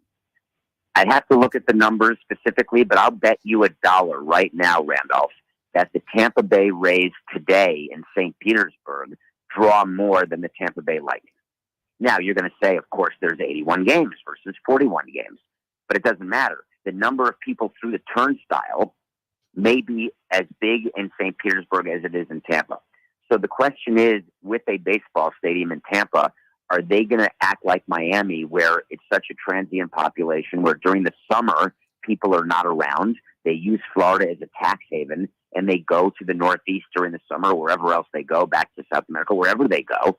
Is that the same situation in Tampa, or is there much more of a permanent population in Tampa who is willing to back a team during the course of a summer? The corporate base in Tampa, is it that much better? It is better than Miami, but are you going to get the support in a Tampa stadium to the level that you need to get them off revenue sharing? Because that's how owners are looking at this around baseball. They're not, and by the way, owners don't like Tampa because they win so much and they're jealous of them. But all of that said, they're trying to make sure that in a new stadium, all revenue sharing proceeds will not be coming toward Florida anymore. And I just don't think there's a way to guarantee it. All right, Mortimer, I'll give you that $1 the next time I see you. David Sampson with CBS Sports, former president of the Miami Marlins, joining us here on Miller and Moulton. Do you like the technology that's going to be used beginning today, where, you know, the catcher and the pitcher, and they can do the signs where we can't see them, but neither can the other team? Do you like this? I love it. I had a funny bit on Nothing Personal. At least I laughed, just trying to make sure that there was nothing lost in translation. As a president, that would be the only thing that would concern me.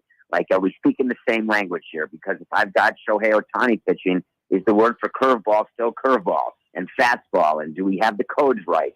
Because crossing up your catcher, not only is it dangerous, but it hurts the game, and it slows the game down. It causes mound visits. So any technology that not just increases and improves communication between the catcher and pitcher, but actually makes it faster, is something I'm in favor of. And something to think about is that going forward, if this technology really works, you're going to see analytics departments calling games in a way that they haven't before. Because instead of giving all the power to the catcher to call the game, if you've got this way to communicate with your pitcher and catcher, we can specifically tell you on a 3-1 count to Wander Franco with a man on first, down 2 runs in the 4th inning, here's the pitch we are throwing right now. And we can in real time get that information to the catcher, to the pitcher, and then we move on. So it's going to be interesting to see if the catching position takes on sort of a different meaning going forward with this technology. Is there anything about this? And you mentioned it can speed up the game. Is there any other technological things out there that you're seeing that we're going to, because that's the biggest question I think everybody has going this year. Can we speed up the game a little bit? That's a problem that we know baseball is facing. You talked about this speeding up. Do you think this will be the leader to bring in other technology that baseball thinks could help speed up the game? I think that, Theo Epstein gave a great interview the other day on a podcast with Jason Stark, where he was talking about all sorts of interesting technology that can result in speeding up the game, including an automatic, not just the robot for balls and strikes, but a challenge system like in tennis, which has always been our dream in baseball for a decade, You know, in tennis, when there's a challenge and they go to the screen and you have that yellow ball that either hits the line or touches the line or doesn't touch the line, and then the challenge is over. There's no going to New York. There's no going to a replay booth. It's right there. Do you know what I'm talking about? Absolutely. Oh, yeah. 100%. No. We've talked about it many times. We love it. It's quick. The fans love it. They get excited. Love it. Woo! Yeah. And then they cheer, they boo, and then they move on. Exactly. It's the greatest thing. Imagine that for fair foul. Imagine that for ball strike when there's a strike zone and either it's a strike or it's not a strike, and you know instantaneously. And you've got a certain number of challenges you can use during the course of the game for various reasons. I think technology only makes things better as long as people learn how to use it. I view it like teaching my grandfather how to use a cell phone when they first came out. It was slow, it was painful, but man, was it worth it.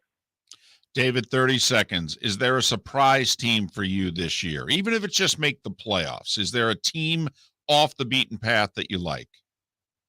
Well, no one's really talking about the Tigers to do it, and I don't know that I would pick them or did pick them to make the playoffs, but it wouldn't surprise me because I'm not sure that Baez and Rodriguez are going to be perfect signs, but Cabrera's toward the end, at the end, but A.J. Hinch knows what he's doing. They've got some interesting young players, and I guess the Central, you're not dealing with much there other than the White Sox. So I'd say the Tigers may be my biggest surprise, but again, not just because we're in Tampa, but the team I'm watching is Tampa always. Well, so am I, and until somebody beats them, I'm picking them. Exactly. David, as always, appreciate your time and your insight. Continued success. All the best to you and the family. Have a great day. Speak soon. Thank you. David Sampson, part of the CBS Sports family. His daily podcast is Nothing Personal with David Sampson. And as you could tell, he's always entertaining and informative and an original thinker, and we love him. I got to change my vote. I'm fired up about opening day.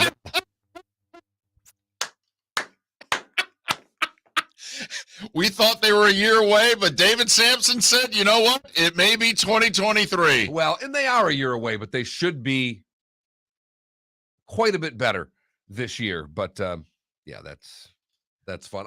Do you think the Rays make it on the other side of the bridge? I think we have to define making it, but my quick answer would be yes. Miller and Moulton, we thank you for listening. A little draft talk on the other side on the Florida Sports Network.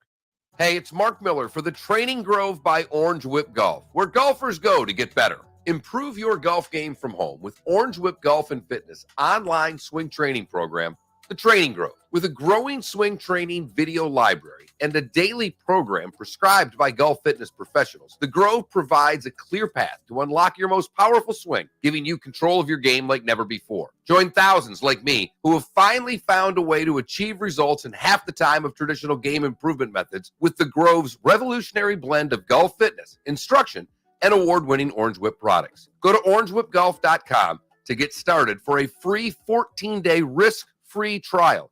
And use code Miller10 to get $20 off your first month. That's orangewhipgolf.com to get started for a free 14-day risk-free trial. Remember to use code Miller10. That will get you $20 off your first month. The Training Grove by Orange Whip Golf, where golfers go to get better. Bring your big mouth to John Smith Subs and indulge in their overstuffed subs with the freshest quality ingredients. Enjoy our famous steak bomb with perfectly grilled marinated sirloin steak topped with provolone cheese, grilled onions, peppers, mushrooms, crispy bacon, juicy tomatoes, and creamy mayo. Boom! Made-to-order crispy fries can be paired with the Gator, the Cuban, the chicken bomb, or the Italian. Love local. Eat delicious with John Smith Subs. Find a John Smith Subs location near you today. David Moulton for Napa, Napa Auto Parts, and Napa Filters. Insist on Napa filters for your vehicles, or if you're a do-it-yourselfer, only buy Napa filters. Napa has a filter for almost anything on earth that moves, whether it's motorcycles, foreign and domestic cars, vans, SUVs, earth-moving equipment. You get the idea. Napa Auto Parts, Napa filters. Insist on them for your vehicles, or if you're a do-it-yourselfer, only buy Napa filters. Hey, it's Mark Miller for the Training Grove by Orange Whip Golf, where golfers go to get better. Improve your golf game from home with Orange Whip Golf and Fitness online swing training program, The Training Grove. With a growing swing training video library and a daily program prescribed by golf fitness professionals, The Grove provides a clear path to unlock your most powerful swing, giving you control of your game like never before. Join thousands like me who have finally found a way to achieve results in half the time of traditional game improvement methods with The Grove's revolutionary blend of golf fitness, instruction, and award-winning Orange Whip products. Go to orangewhipgolf.com to get started for a free 14-day risk-free trial and use code Miller10 to get $20 off your first month. That's orangewhipgolf.com to get started for a free 14-day risk-free trial. Remember to use code Miller10. That will get you $20 off your first month. The Training Grove by Orange Whip Golf, where golfers go to get better. You are listening to Miller and Moulton on the Florida Sports Network.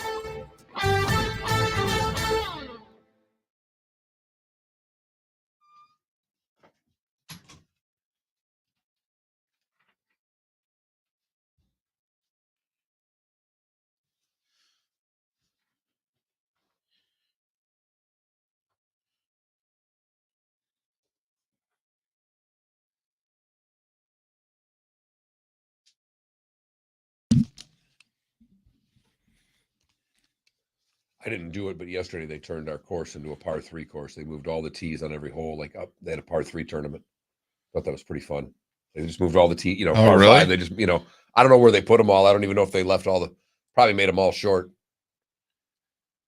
That's a really good goal.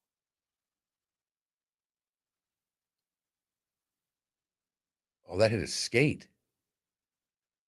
You realize how hard it is in today's NHL to get the puck to go in when you just shoot it? Yeah. Between the equipment and how good they are.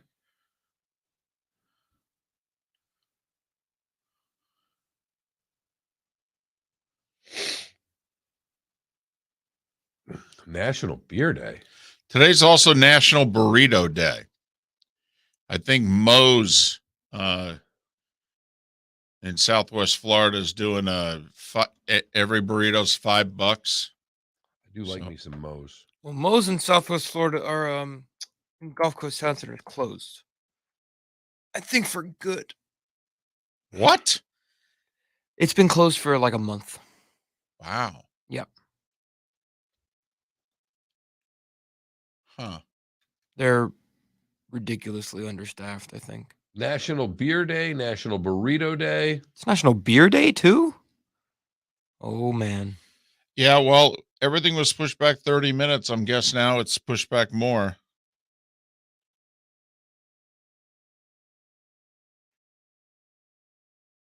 Man, that is a good throw from second. Did you see this play? Watch second base. Or shortstop, rather. Oh. That's a really good throw. And a good pick. Yeah. He had some mustard on that, too. That was Scoops. That was Scoops.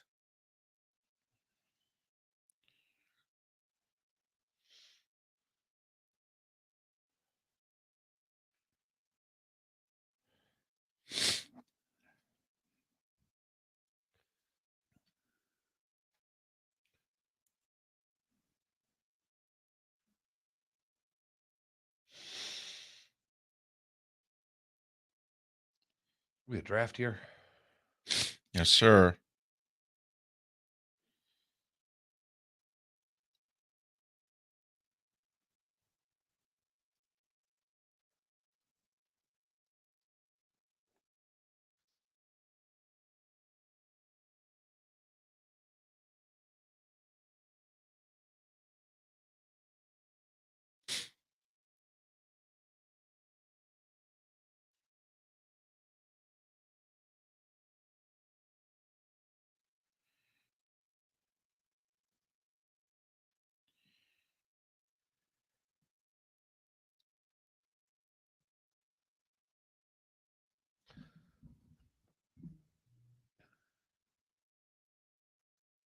Wow. The top 4 assistant coaches that received votes, Shannon Murphy was one of the 4. Yeah, I'm not buying it. 10 seconds. It's a guy whose info is very questionable. Gotcha.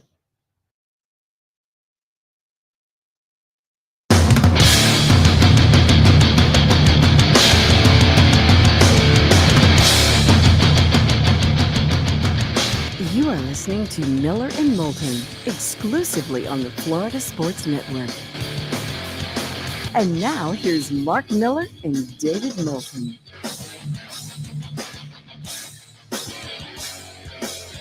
Top of the morning to you, Miller and Moulton. Thanks so much for being with us here on the Florida Sports Network. Opening day in baseball. Also, the Masters supposed to get underway, although they are in a bit of a weather delay. In fact, play technically suspended due to weather. The honorary starters, which was supposed to already happen, has now been pushed back to 8:15.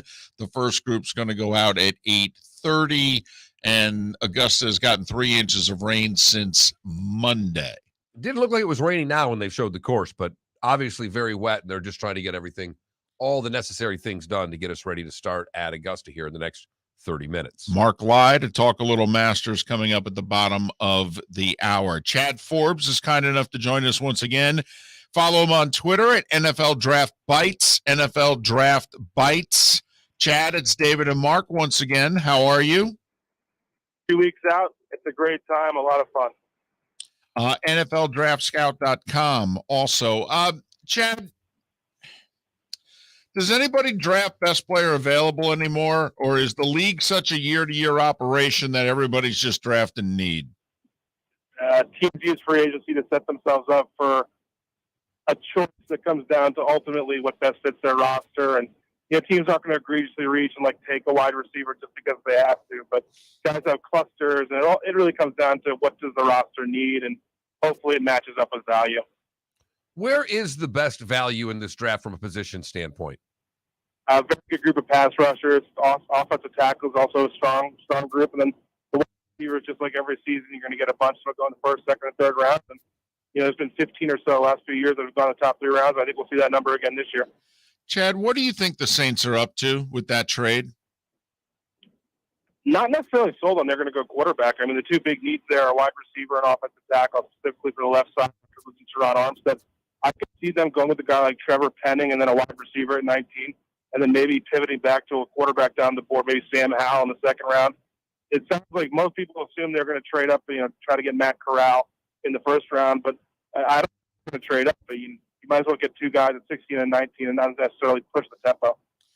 All right. What are you hearing about where the run on quarterbacks is going to start in this first round? Do we really think it's going to be Carolina at 6, Atlanta at 8, Washington at 11, or is this, we going to look back and say this is a draft with only 1 first-round quarterback, or is this 84 or the Boomer Esiason draft where he was the first quarterback taken in the second round? I mean, Chad, when does somebody in your estimation pull a trigger from what you're hearing on a quarterback? This draft reminds me of 2013 with E.J. Manuel's class, Mike Glennon, Geno Smith. The Panthers at 6, their issues, they don't pick again until 135, and they got to address quarterback. I'd tell you they're desperate to trade down. Maybe a team like Philly wants to come up for a Sauce Gardner, and Kenny Pickett sounds like their guy. I don't see a quarterback going in the top 10 unless Carolina gets impatient and can't move out. And Seattle, Atlanta, I think they're 2 teams that have extra picks in those middle rounds that'll probably try to get back into first round to get their guy, whether it's a Desmond Ridder, Matt Corral. The real problem, I think, is there's a lot of helium and hype right now on Corral, since the Saints and the Seahawks really might want him. Is there when you look at Carolina, are they in a tough spot, as you mentioned, 6 and then 135, that whatever their value is to move down in the draft, are they going to have to take perhaps a little bit less because their needs are so glaring as far as number of players they need in the draft? Or do you think if they're boxed in there at 6, do they go with an offensive tackle, whether it's an Evan Neal or Charles Cross, or they just take the quarterback there? And it sounds like Kenny Pickett, who Matt Rule recruited and originally had committed to Temple, is the guy. But really at 6, that's just, someone brought up a great point the other day, is what happens when you draft Kenny Pickett 6 overall on the first day of practice, the entire team realizes that Sam Darnold, the ball just comes off his hands better. So I think if you're Carolina, you look at it and say, we got to take a tackle here, wait to see where Kenny Pickett falls. I could see him falling into the second round. And we saw yesterday, or a couple of days ago, the future first-round picks are really valuable. So if you're a team like Carolina, maybe you try to get back into 30 or 32 to get Pickett. But I think the left tackle is probably more important. But then you hear also that right after the draft, they're going to sign Dwayne Brown. So we shall see. That's the intrigue of the draft. Talking with Chad Forbes, previewing the draft. Kind enough to join us here on Miller and Moulton. What's the deal with Thibodeau? Is he really falling, or is this a hype machine to, that some teams started because then maybe they're poised to get him? He certainly rubs some people the wrong way, right? And I know him personally, so I'm not going to really comment on that. But you say it's pretty strategic if you're a team like the Jets, the Giants, or the Falcons that are starving for a pass rusher. Wouldn't you be saying that he's got problems, he's got issues, and then you hear that he's visiting a team like the Eagles? So you say Kayvon Thibodeau gets the 6, the Giants, the Jets pass. Is there a chance that they try to trade up to get a pass rusher? Could become the heir apparent to Brandon Graham. So yeah, I do think there's some incentive for teams to kind of trash him a little bit. And I don't think his draft process has really been handled perfectly. Hamilton's a really gifted safety. I've seen him going really high on these boards, a lot higher than a safety normally goes. Where do you see him going? Hamilton, the kid from Notre Dame. Oh, I have a prospect where I have Kyle Hamilton. I think he's going to go in the teens. Washington at 11, maybe. Minnesota, I see taking Derek Stingley. Houston at 13 makes some sense, or maybe Philadelphia at 15. But I don't think you can take a safety in the top 10. There's really only been 4 in the past 15 years to go in the top 10 that ran the way he did, and kind of have some questions about his scheme fit in the NFL. All right. A lot of speed at wide receiver, but the word is that, there's no Jefferson. There's no, the kid who went to the Bengals there. Where are you on the wide receivers? Is there greatness, or is there just a lot of B+? I think Williams, especially if he's healthy. And around the league, most people believe the Chiefs are going to find a way to trade into position to get him to try to replace Tyreek Hill. I like the wide receiver class. I love Wilson from Washington State. I'm not so high on the big slot receiver and Treylon Burks, but I kind of go back to saying I had the same issues with Justin Jefferson, where he was kind of a slot only. And then there's just guys like Christian Watson, North Dakota State. I like Dotson from Penn State, Sky Moore. It's a great group, and we're going to keep saying that every year.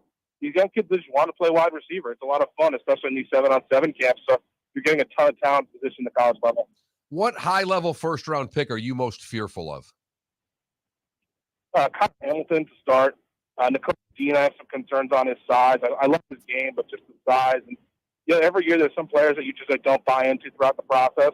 And Jordan Loftus, he's a good player, and I miss a little bit of Ryan Kerrigan, who's also a Boilermaker. But I just don't see much twitch. He kind of reminds me of A.J. Epinesa, who the Bills took in the second round a couple of years ago. And I guess another one that kind of bothers me, but maybe I'll get there on ultimately is Charles Cross. I just don't see a lot of power in his game. I'm actually prefer the Trevor Penning from Northern Iowa when it's all said and done.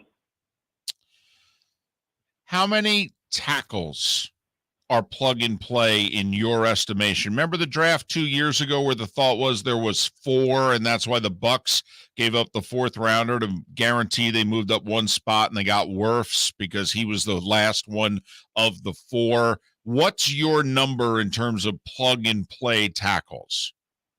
It's probably, and it's about how you view Eki Iguanica. He could play left guard or tackle, but him, Neal, plug and play. You might have some issues early on. Trevor Penning, and the fifth one is either Bernard Raymond or this guy Max Mitchell from Louisiana is a very good player, or maybe Tyler Smith from Tulsa. So it's really, I guess I would say 4.5. Talking with Chad Forbes, NFLDraftScout.com, NFLDraftScout.com. How high are you on Aiden Hutchinson? I know there are a lot of folks that think he's a can't miss, but the ceiling's only so high. Do you think his ceiling's tapped, or do you think he can be a Hall of Famer? Because he's going to go 1 or 2. He doesn't remind you of, Myles Garrett or even the Bosa brothers, but he's highly productive at Michigan, even if it was just 1 year, got hurt early. Physical player, uses his hands really well, has got some power. I think his floor is pretty high. I think the best comparison for him is just Chris Long. Had a very good career, but was he necessarily the guy there? No, but when he had Robert Quinn on the other side of him during his heyday, Chris Long was a really great player. So Aiden Hutchinson's a piece, a very good one. He's going to make a lot of money in the NFL.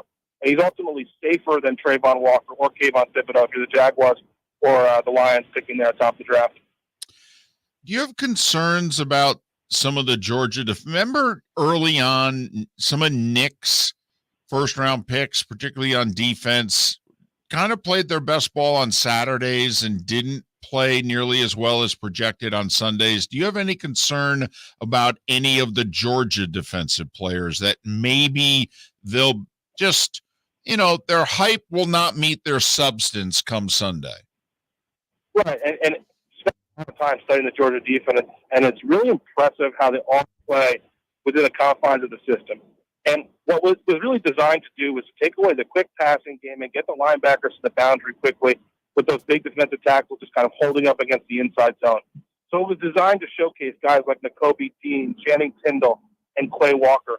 So I've got real concerns on Nakobe Dean. I love his quickness and speed, but I've got questions about how he can drop into coverage. Devontae Wyatt, he's going to be a 24-year-old rookie. I wonder if there's more ceiling with him. And then Trayvon Walker, he's a good player. He's got the freakish ability. You see why the hype's there. But people say the combine doesn't matter and testing is irrelevant. Trayvon Walker is going to go in the top 5. So keep telling me that. Where do you see Willis going? There's a lot of hype around him. Is it going to be high, or is he really going to be there potentially for the Steelers at 20? Right. Since I guess November or December, the idea has been that Willis will somehow end up with the Steelers. Desmond Ridder will end up with the Falcons. Matt Corral will end up with, I guess, whichever team didn't get Russell Wilson, or with the Seahawks. So that's just been the perspective all along the way. And Malik Willis has some issues in his game, and I think that if you put him in that Steelers offense with Najee Harris, you really add a completely different element they've had the past, 15, 20 years with Ben Roethlisberger. So that's kind of exciting, and that's what I see happening. Chad, we really appreciate your time and your insight. All right, all the best in these next 3 weeks, and hopefully we can talk between now and then. It's fun, guys. I'd love to do it again before the draft. Take care. Chad Forbes, NFL Draft Bites, BITES, is how you can follow him on Twitter, and he's an entertaining follow. He also offers his insight as to whether or not, some of the trade proposals that are out there, like if you're the Jets, you give up one of your 2 first-round picks and try to get one of the wide receivers who are a year away from free agency and then pay them because you got a lot of money. He offers his thoughts on that. So follow him on Twitter at NFL Draft Bites. A lot of information there, rapid fire. He goes fast. So right. I would recommend, if you missed any of it, to go to millerandmoulton.com, download the podcast, and rewind, pause. Do that a couple times if you missed anything from what was a pretty intense draft talk there. Yeah, we have to pay more attention and be on our game far more with Chad than maybe some others. He goes 1,000,000 miles an hour. Right. Like with Brando, we can ask a question. One of us can go order a Starbucks. We usually do. Cafe Americano for me with an extra shot of espresso in case anybody was wondering or wanted to deliver one. Miller and Moulton, we thank you so much for listening right here on the Florida Sports Network. Hey, it's Mark Miller for the Training Grove by Orange Whip Golf, where golfers go to get better. Improve your golf game from home with Orange Whip Golf and Fitness online swing training program, The Training Grove. With a growing swing training video library and a daily program prescribed by golf fitness professionals, The Grove provides a clear path to unlock your most powerful swing, giving you control of your game like never before. Join thousands like me who have finally found a way to achieve results in half the time of traditional game improvement methods with The Grove's revolutionary blend of golf fitness, instruction, and award-winning Orange Whip products. Go to orangewhipgolf.com to get started for a free 14-day risk-free trial and use code Miller10 to get $20 off your first month. That's orangewhipgolf.com to get started for a free 14-day risk-free trial. Remember to use code Miller10. That will get you $20 off your first month. The Training Grove by Orange Whip Golf, where golfers go to get better. David Moulton for Napa Auto Parts, and Napa Filters. Insist on Napa Filters for your vehicles, or if you're a do-it-yourselfer, only buy Napa Filters. Napa has a filter for almost anything on earth that moves, whether it's motorcycles, foreign and domestic cars, vans, SUVs, earth-moving equipment. You get the idea. Napa Auto Parts, Napa Filters. Insist on them for your vehicles, or if you're do-it-yourselfer, only buy Napa Filters. Bring your big mouth to John Smith Subs and indulge in their overstuffed subs with the freshest quality ingredients. Enjoy our famous steak bomb with perfectly grilled marinated sirloin steak topped with provolone cheese, grilled onions, peppers, mushrooms, crispy bacon, juicy tomatoes, and creamy mayo. Boom! Made-to-order crispy fries can be paired with the Gator, the Cuban, the chicken bomb, or the Italian. Love local. Eat delicious with John Smith Subs. Find a John Smith Subs location near you today. You are listening to Miller and Moulton on the Florida Sports Network.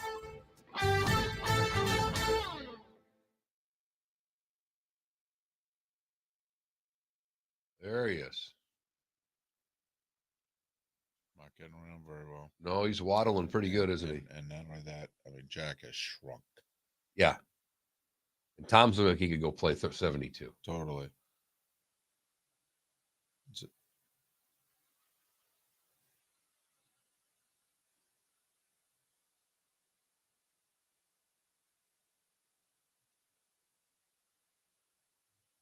Whatever Jack said to Gary, Gary agreed with Jack, and he's pissed off. He seems just nodding his head no, like, nah, son of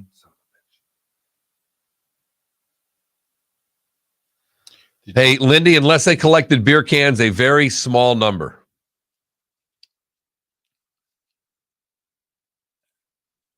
Tam's premium, too, just in case anybody was wondering. I forget who it was on Twitter. They took a picture of the champions dinner shot, and they rated their ties and their tying and just their outfits. Like Stadler wore a yellow shirt and put a green tie with it, and they voted him actually second best overall. You know, originality, also did a good job. It really, you know, Right. look, the outfit flowed and all that. Faldo had like a blue tie with shit on it, and they like ranked the top 3 worst ties. Faldo was third, and whoever did it just wrote, Nick, why? ?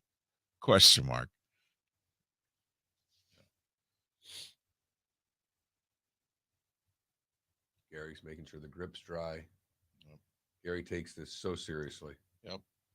I think he's 86. How old's Jack? 82. Whatever year we're in, it's 82 next year, you know, because we're in 2022. Right. Because as in 86, he was 46. So Jack was born in 40, early in the year.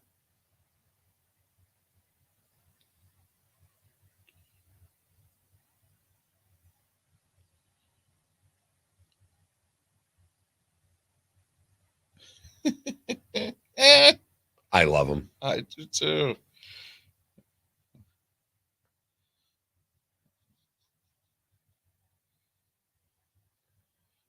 Better be letting Jack go last, right? I would hope so.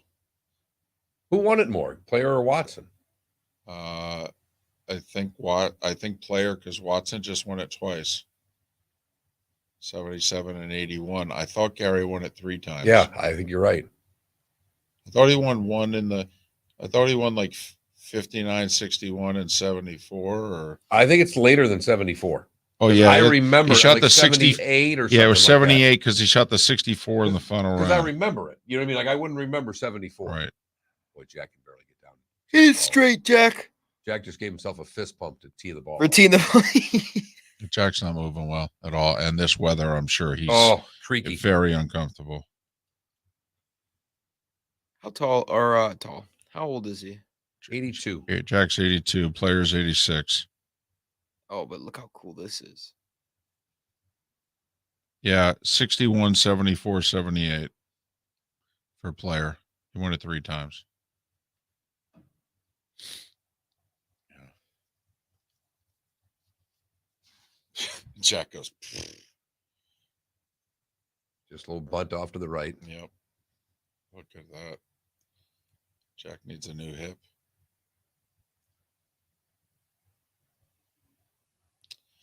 I hope they go with that behind shot for Watson because his swing is still tremendous. Tiger will take part in this, right? I think so, I hope but so. not for a long time. Well, right down the line. Never until Phil does it first.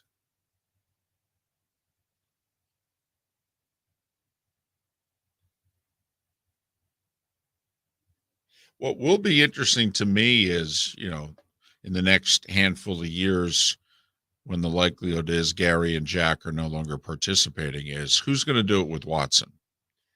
Yeah, because Watson, this is relatively new that he's doing this, right? Like this year new. Yeah. Why he wasn't doing it before. He was in the field.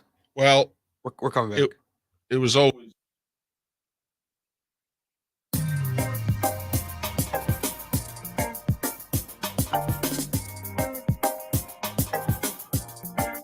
Welcome back to Miller and Moulton, only on the Florida Sports Network.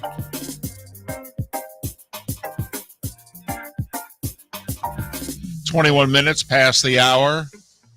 Miller and Moulton, the Florida Sports Network.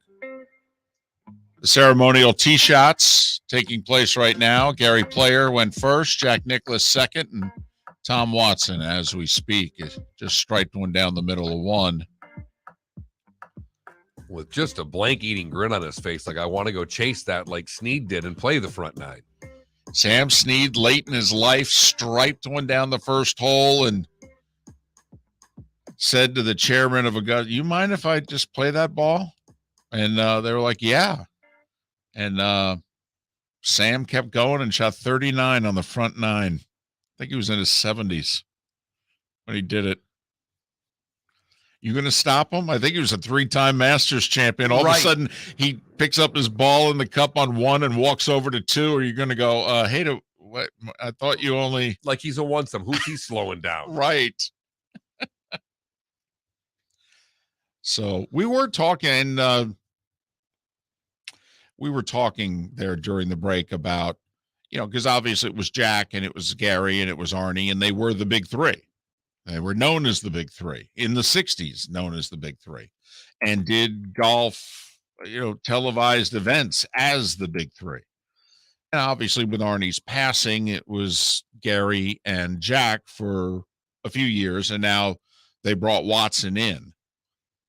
So when Gary and Jack are no longer participating for one reason or another, who are the next ones to join Watson? Is it Nick? I think it is. He won it 3 times. Right. I think it is Faldo, who's in his, around 63, Gotta 64 right now? Right. VJ? So, won it once. Won it once. I don't think so. Longer won it twice. Yeah, but that means he wouldn't play. And Barnard's going to play until he's 82. Well, that's true. But, I'm thinking like 5 years from now. Longer will almost be 70 then. All right, just really quickly. 76.5 today for Longer. Over or under? Under. You didn't waste a nanosecond. No way. And this course is playing 8,000 yards today. Yes, it is. And you didn't waste a nanosecond to go under. What number would I have had to get you to? Because I thought that was a pretty good number, 76.5. No, it's very good. I think if you had said 73.5, I would have hesitated and possibly gone over. So you think he's going to shoot 1 or 2 over today? Yeah, absolutely. Good. I hope you're right. I think the worst he shoots today is 75. Yeah, I really do. He's a machine. He really is. He's a machine. And not only that, he's an egoless golfer. I mean, you've heard guys later on in their lives talk, their ego won't allow them to really hit the club that they probably should be hitting. Longer has no, if he has to hit a fairway wood, into a par 4, he has no problem. It just, whatever I got to do to make 4 here. Like, I don't think he can make a lot of birdies on this course anymore, but I think he can grind out a lot of pars. Wow. I think 76 is right about the number. That's all. I just think it's so long. It's so difficult. One little mistake can be a double, triple bogey on you. All right. In your little Masters pool here, Couples and Longer are lumped in the same category on many of these Masters pools. And they're the only 2 who are in that grouping that we think have a shot to make the cut. And I don't think Freddie does anymore. Well, and I certainly don't think the weather helps him. No. Rainy, cold, windy. It's not a good recipe for a guy with a bad back. Plus, he's not boom, boom off the tee anymore. And this course is really long. I mean, just 5 alone, what they have to do on that hole from when he was making cuts at an older age. Right. It's 3 more clubs in his hand for a second shot. So I'd be surprised if either of them make the cut. Mark Lai to talk a little Masters coming up in about 10 to 12 minutes. It is opening day of the baseball season. 9 games were scheduled. 2 have been postponed. So 7 games scheduled today, only 3 of them in the afternoon. Rays and Marlins both opening their seasons tomorrow. Rays at home against the Orioles, Marlins on the road in San Francisco against the Giants. First game of the year is now scheduled to be on the north side of Chicago, the Brewers at the Cubs. Just back to the Masters here. Who are you picking? I thought you made a pick. Yeah, you picked John Rahm. I'm picking Rahm. I think it's one of the big boys. And I'm talking top 10 guys in the world when the season started who have yet to win this year. I think it's a Rahm, it's a DJ, it's a Koepka. I really do. I think it's a big boy, but it's not a Rory. I'll go with JT. Okay. All the time spent with Tiger this week, and listen to that Rahm interview again, which is just, if you have not heard John Rahm talk about getting advice from Tiger or not getting advice from Tiger, spectacular. Yep, gives me about 4 or 5 words. And then he walks across the green, talks to JT for 10 minutes. Gives him a dissertation, were the words he used, as he gave me, how about putting on Bermuda? It's all feel. And walked away. Yeah, you got to watch a steep angle on impact. Oh, thanks. And Rahm's like, well, you can't give him a hard time. He's Tiger. You just have to say, oh, thanks. But as it was pointed out, Rahm can't have his cake and eat it too. He's a Phil guy. Arizona State, got a relationship with Mickelson. I'm sorry, you can't have it both ways. You've got your guy. Someone in the Twitch chat room said DJ will win just despite me. I would not be at all surprised if DJ is right there when it's all said and done.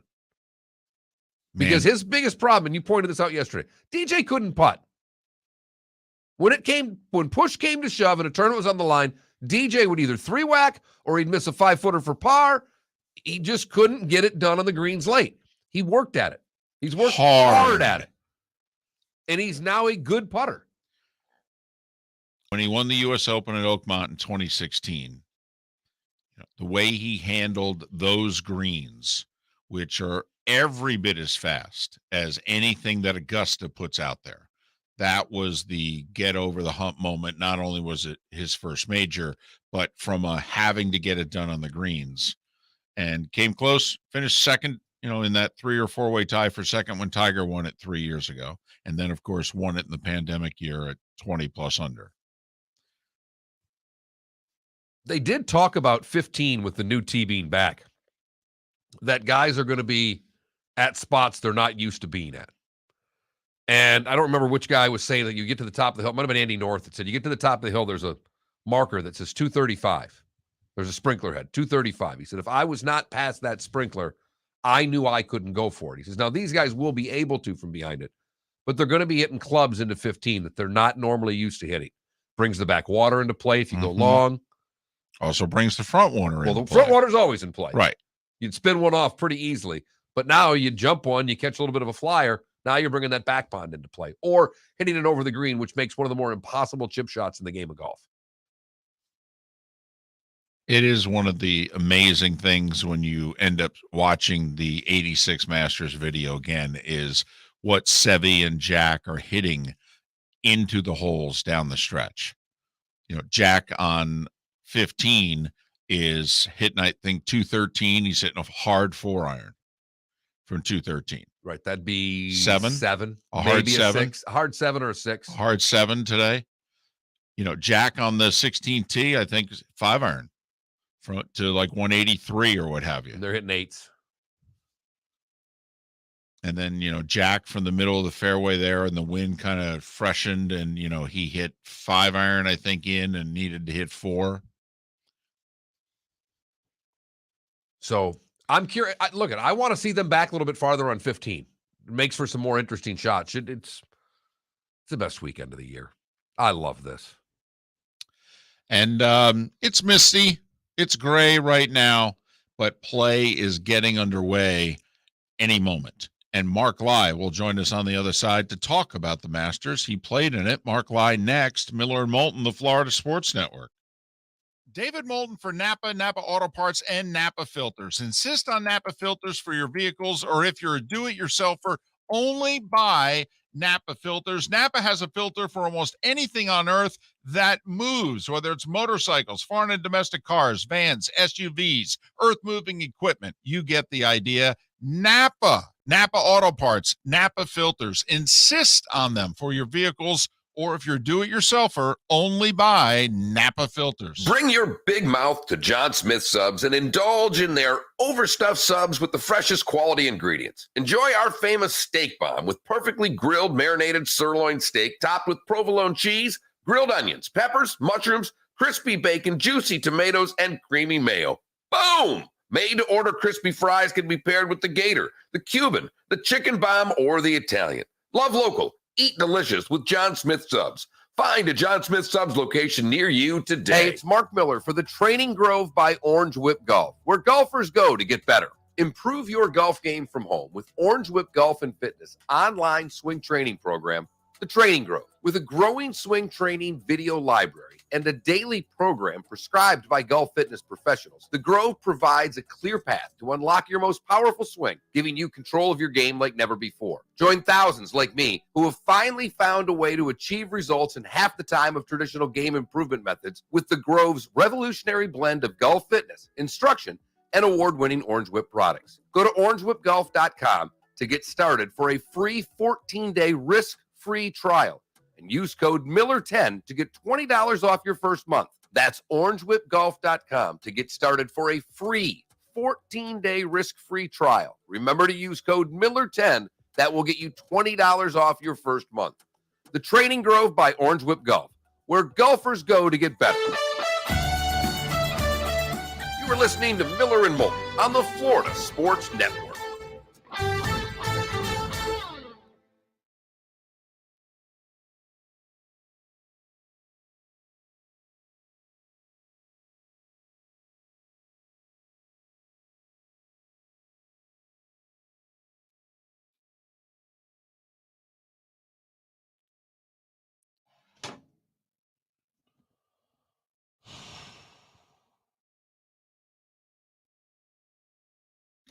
Do you guys know who Doug Johnson is?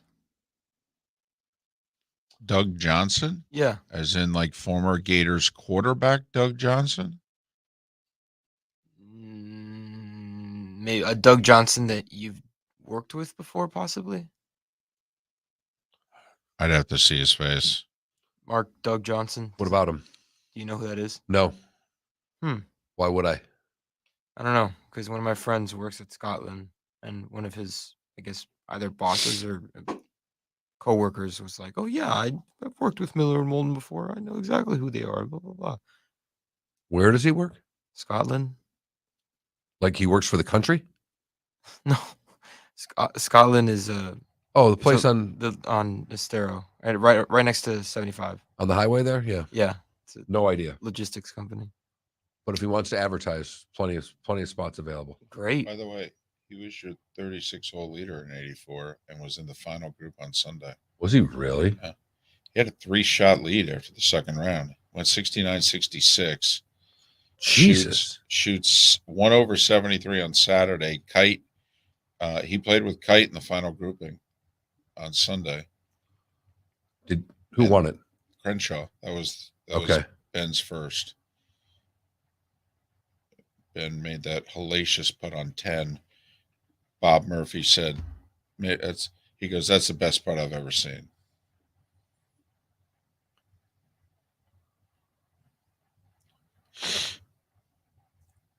Both Lai and Kite struggled. Lai shot 2 over. So he shot 73, 74 on the weekend. Kite shot 75. They finished T6.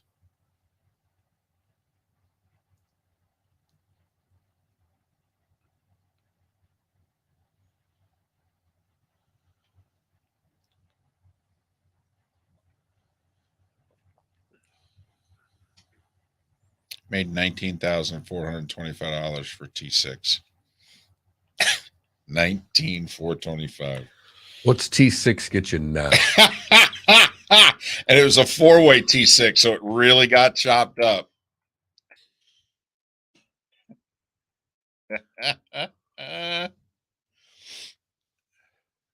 If you want to have some fun with them, there was a T5 and a 7. T5 split 437. Justin Rose finished 7th, 385. So by the way, Adam Scott would be my sleeper pick this week. Really? Because he drives the ball really well. Louis Oosthuizen would be my sleeper Okay. pick. He's due. Yeah, you're playing with Tiger. Can you know that he'd be fine. I think he'll be fine playing with Tiger and the big crowds. Yeah, it's Augusta, so they won't be like a normal crowd where they're running during your shot and shit. I think DeChambeau's in the group in front of Tiger. God, they're going to hate all the players, all the people walking up ahead. Because, you know, that's the thing, is the group in front of Tiger is the worst place to be on the course. Right. He's not with anybody anymore, right? No, he is not.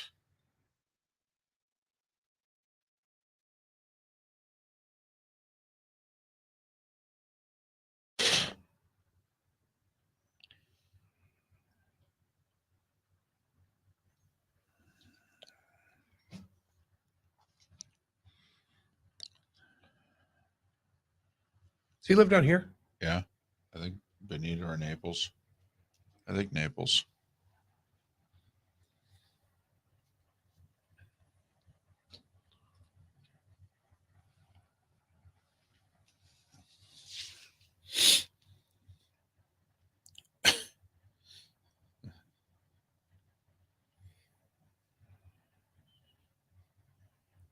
Andrew Brandt. Key question: will fans under 35 years old even notice that today is a big day for baseball and golf?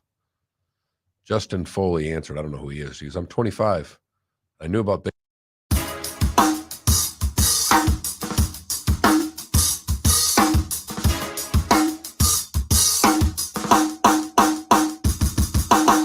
Welcome back to Miller and Moulton, only on the Florida Sports Network.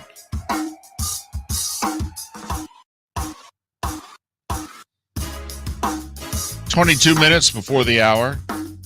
Miller and Moulton, the Florida Sports Network. Thanks so much for being with us on this, well, first day of the Masters. Tournament just got underway minutes ago. And opening day of the baseball season, which is where our poll question is. Your level of excitement on opening day of the baseball season. I'm jazzed up. This whole lockout really dulled my normal excitement for it. And no, I'm done with baseball. So that's your three choices in our poll question. At that Mark Miller, at the David Moulton, at FL Sports Network on Twitter, and at floridasportsnetwork.com. Mark Lai, kind enough to join us, former PGA Tour and Champions Tour player, played in the Masters, led the Masters after 36 holes, final group of the Masters. How are you?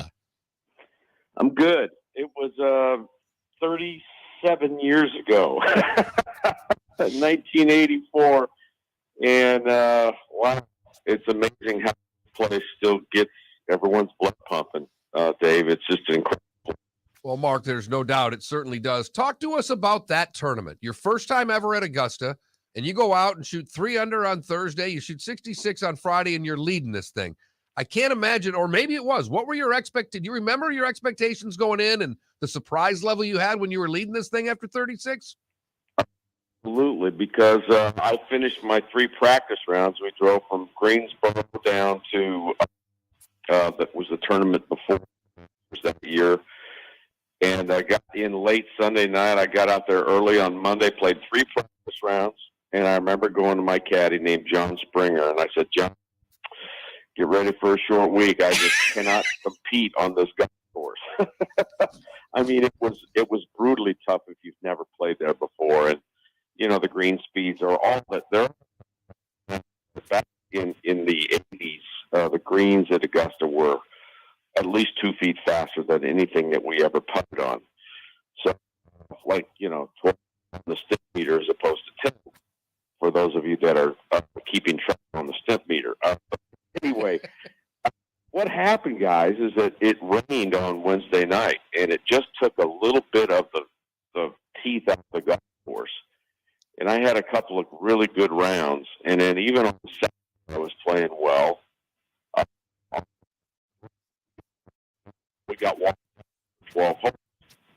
So on Saturday night, and I had to finish round 3 on Sunday morning.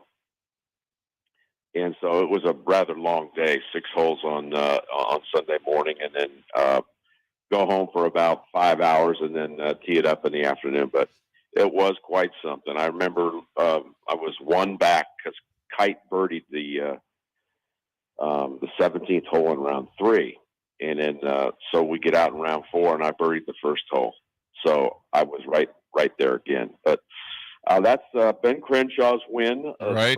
First time he won the Masters, and I was following him that day. I was watching him I just saw him just bend over to the hole every time because he made everything that day. Well, it's funny you say that, Mark, because he makes the legendary birdie putt on 10 where the pin's kind of back left and he's front, and it's like, I don't know, 60 feet.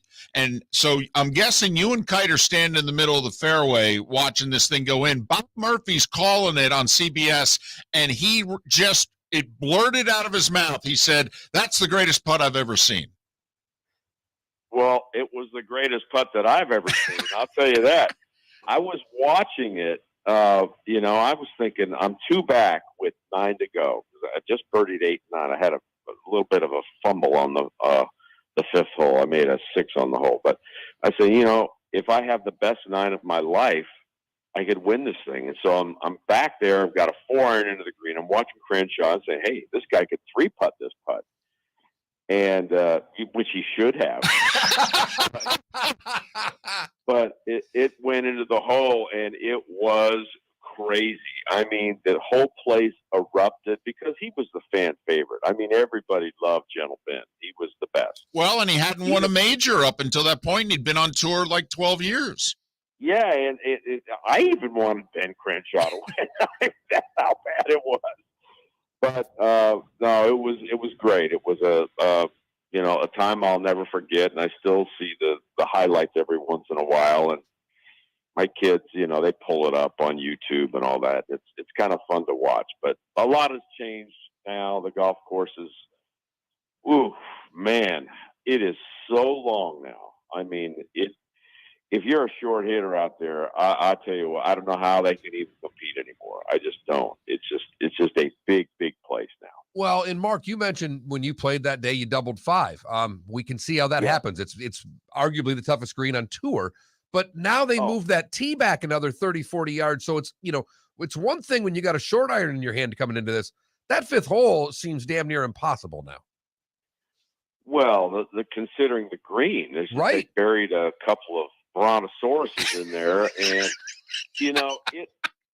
you're just looking out there from the fairway. You can barely see half of the flagstick because the front of the green is so high, and then it's just you can't really describe it. Even on TV, you can't. You have to see it in person. But yeah, they're hitting it so far right now, and back then I was one of the longer hitters.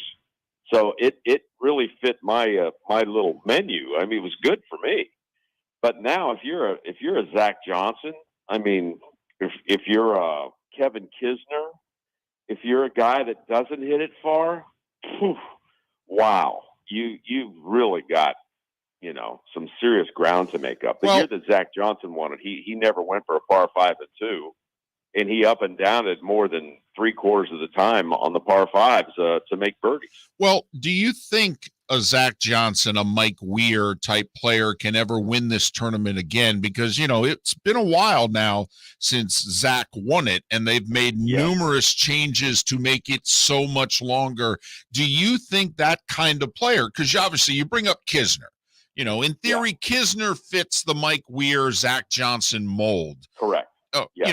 Do you think that he can win this tournament, or is the course just too much for his game? Too much for his game. I would say a top 10 for Kevin Kisner would be like a bat out of hell for him to do that. And he can do it. It's just that he's got to go in with so much more club, He doesn't carry the ball very far. I mean, on number 1, for example, he's going to have an uphill lie.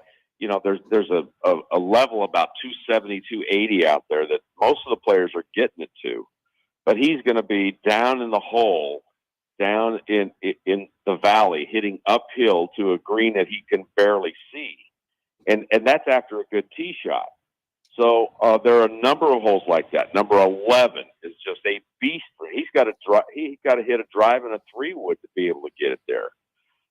And, you know, that's why some of the older guys, they don't want to even play there anymore. Crenshaw, I can't play there. Stadler, he's not playing anymore. I don't know why in the hell Gary Player played for so long. But he just said, I'm not giving up. But, yeah, some of the older guys, that's why Bernhard Langer, remember when he was playing with Bryson DeChambeau and Bryson DeChambeau's hitting the 900 miles off the tee? Bernhard Langer is the only guy that I think has no chance to win out there, but he still plays. And that day, he was paired with Bryson DeChambeau on Sunday and took him down, beat him at the Masters. So it's got to be one of the amazing Mets of 1969 for Bernhard Langer to be even competing in this event anymore. So, well, it's really something, though. It's funny. I gave David the number. I did an over-under for Langer at 76.5, and he couldn't get under out of his mouth fast enough. No. Come on. You know he's going to shoot double 37s today, don't you? Come on. Double 37. Yeah, 74. Yeah. That's pretty good. Yeah. Yeah, that's really good. Yes. But he's been beating that. I mean, he's been beating it for 5 years right. now. What is he, 64, 65? I don't get it. I mean, Tom Watson, he's not playing anymore. And he can still rip it at 70 years old or 71 or 72. But it just, you know, you're talking about playing against guys like Rahm. Right. And you're playing against, you know, and Schauffele. And also, Mark, the big story, obviously, and you're playing against guys like Tiger. All right. Yeah. So whether it's the fan in you, whether it's the analyst in you, whether it's the former player in you, all right, your thoughts on holy mackerel, Tiger Woods is playing in the 2022 Masters. Well, first of all, God bless him. I'm glad he's okay.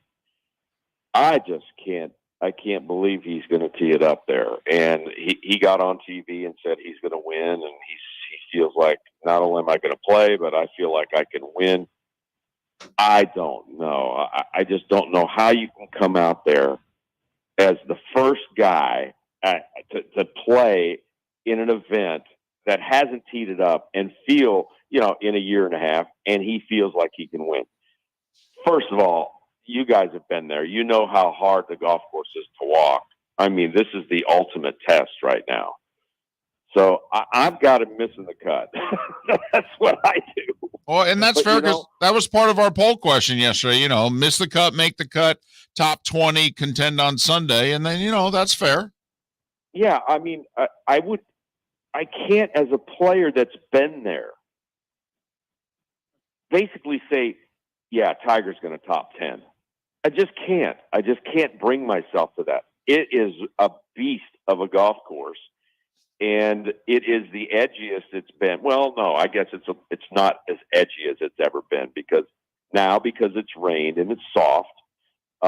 It's going to be a little bit easier test, but it's going to be easier for everybody. But I just can't see Tiger competing. This is like studying for a final exam, having never gone to the class before. You know, really, I'm sorry. Analogy. You know what's going to be out there, and for him to say he's going to win, I just think it's craziness. To be honest, the only problem is that Tiger has a Masters at Augusta already, so he can miss a semester of classes and still walk out there and know every inch. Mark, he's taken the course before. You're right. There's no doubt. All right, can you explain Rory McIlroy? Can you explain what's happened to him? Because this guy has all the game in the world, and yet, you know, from 150 yards in, he's an average player, and it doesn't make a lot of sense to us. Does it to you? You know, it doesn't make sense to me. And, you know, there was a while back where he and Steve Elkington were having a Twitter fiasco, you know. And Elkington made the point that he doesn't play like he's hungry. And I agree with Steve Elkington. I think Rory, once he hit 25 and had, you know, a bunch of major titles, 4, I think, it looked to me like he lost his grind. You know, he would be leading a tournament going into Sunday, and if he didn't have it going on the front nine, he'd just kind of like throw it away. And to me, it was like there was no meanness left in him. And so I looked at what Elkington was saying, and I said, yeah, I totally get that, because it looks like he gives up to me. And especially that year at the Masters when, I mean, he should have won that sucker going away. And he starts hitting some of these foul balls. Well, look, this is a hard game.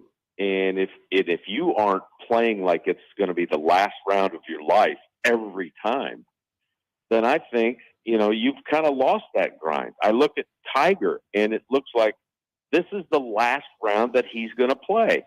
Every round is like that. To Rory, it's like, you know, hey, if it doesn't work, I'm fine. I got my $150 million or $500 million in the bank. And that's okay, you know, but we're used to seeing guys at the top like Nicklaus and guys that just want it so bad. Bryson DeChambeau, man, remember him hitting golf balls under car headlights at the U.S. Open at Winged Foot? He has a lead, and he's hitting balls till 9 o'clock at night. I don't see Rory McIlroy doing that, you know? Yep. So I don't know. Is it a mental thing, guys? I think it kind of is, where he's feeling like he's set and he's happy and he's got a baby and he's a good guy. I mean, he's a great guy, but he's not a Tiger Woods. And I think that's the new, unfortunately, the gold standard that we're looking at these days. Mark, appreciate your time and your insight. We hope all is well with you and the family. This is not meant to anger or depress you, but your T6 in the 84 Masters was worth $19,425. I know. I spent it the very next week. Mark, thanks so much. You're welcome, guys. Thanks. Have a great week. Mark Lai, former PGA and Champions Tour player, played in 3 Masters. His first one was his best finish there. To put that in perspective, last year, John Rahm and Mark Leishman tied for 5th. They earned $437,000. Well, you know, Mark, inflation and all. Miller and Moulton. Hey, it's Mark Miller for the Training Grove by Orange Whip Golf, where golfers go to get better.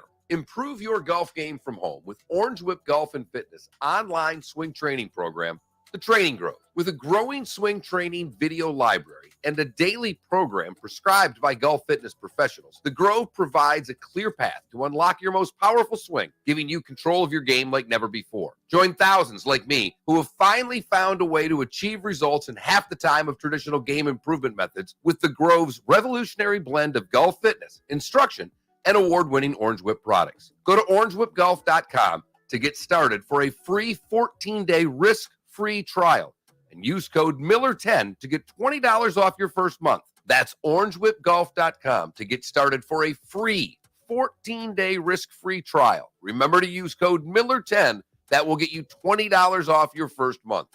The Training Grove by Orange Whip Golf, where golfers go to get better. Bring your big mouth to John Smith Subs and indulge in their overstuffed subs with the freshest quality ingredients. Enjoy our famous steak bomb with perfectly grilled marinated sirloin steak topped with provolone cheese, grilled onions, peppers, mushrooms, crispy bacon, juicy tomatoes, and creamy mayo.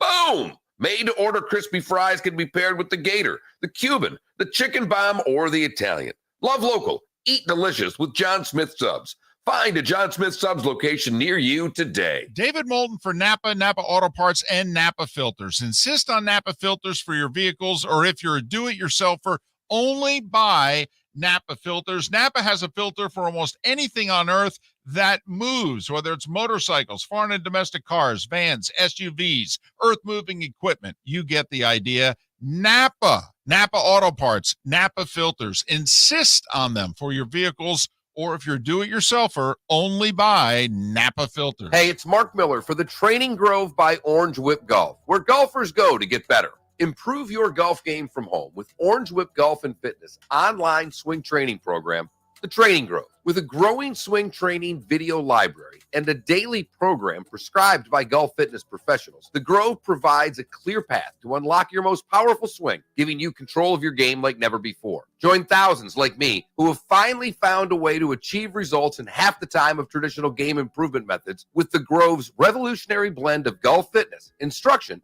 and award-winning Orange Whip products. Go to orangewhipgolf.com to get started for a free 14-day risk-free trial and use code Miller10 to get $20 off your first month. That's orangewhipgolf.com to get started for a free 14-day risk-free trial. Remember to use code Miller10. That will get you $20 off your first month. The Training Grove by Orange Whip Golf, where golfers go to get better. You are listening to Miller and Moulton on the Florida Sports Network.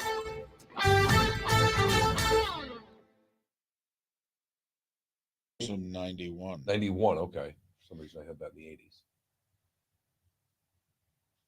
the 80s. Freddie in 92, Longer again in 93, Olathable in 94, beat Lehman. 95 was By the way, did you hear the end of the dinner? Apparently, Matsuyama gave a 3-minute speech in perfect English. and Gary Player then did the toast in perfect Japanese. Yep.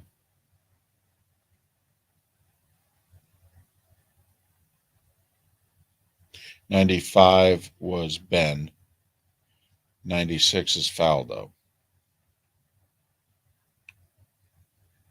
Which is the Norman year?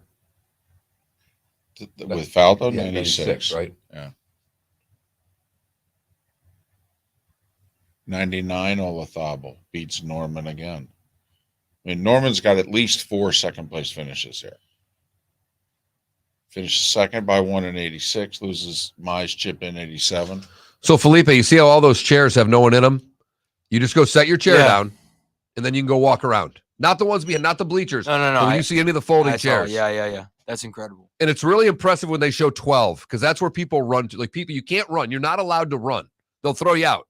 You see people doing a sprint walk to get their butts to those spots. Formal speed walking. It's just rumors, Mello, Gonzaga, the Big East. There may be something there, but they don't think it's going to be this year. Are the Zags a Catholic school? The Big East right now is all Catholic. Is it all Catholic? I think so. David, he was an FGCU announcer. Doug Johnson, that doesn't sound... Oh, okay. Yeah, now Yep. I know him. Yep, the Zags are a private Jesuit university. There you go.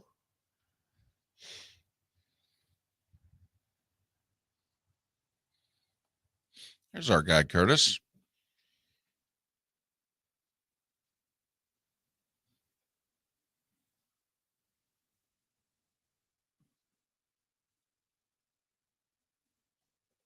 Oh, that's right. UConn, when they got in, they're not. That's when UConn came back in. You are right.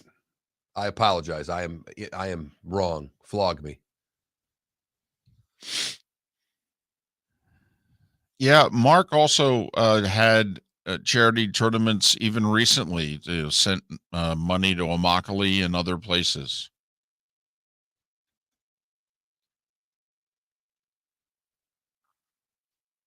The irony is he got in trouble for his comments on PGA Tour Radio. He's actually done a lot of charitable stuff to promote and give money to women's golf causes.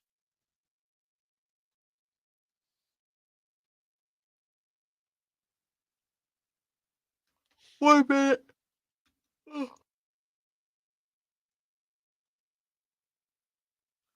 Sorry to keep you awake over there, Felipe. Right, yeah. I thought you were almost down the last segment. Oh, I was on my computer.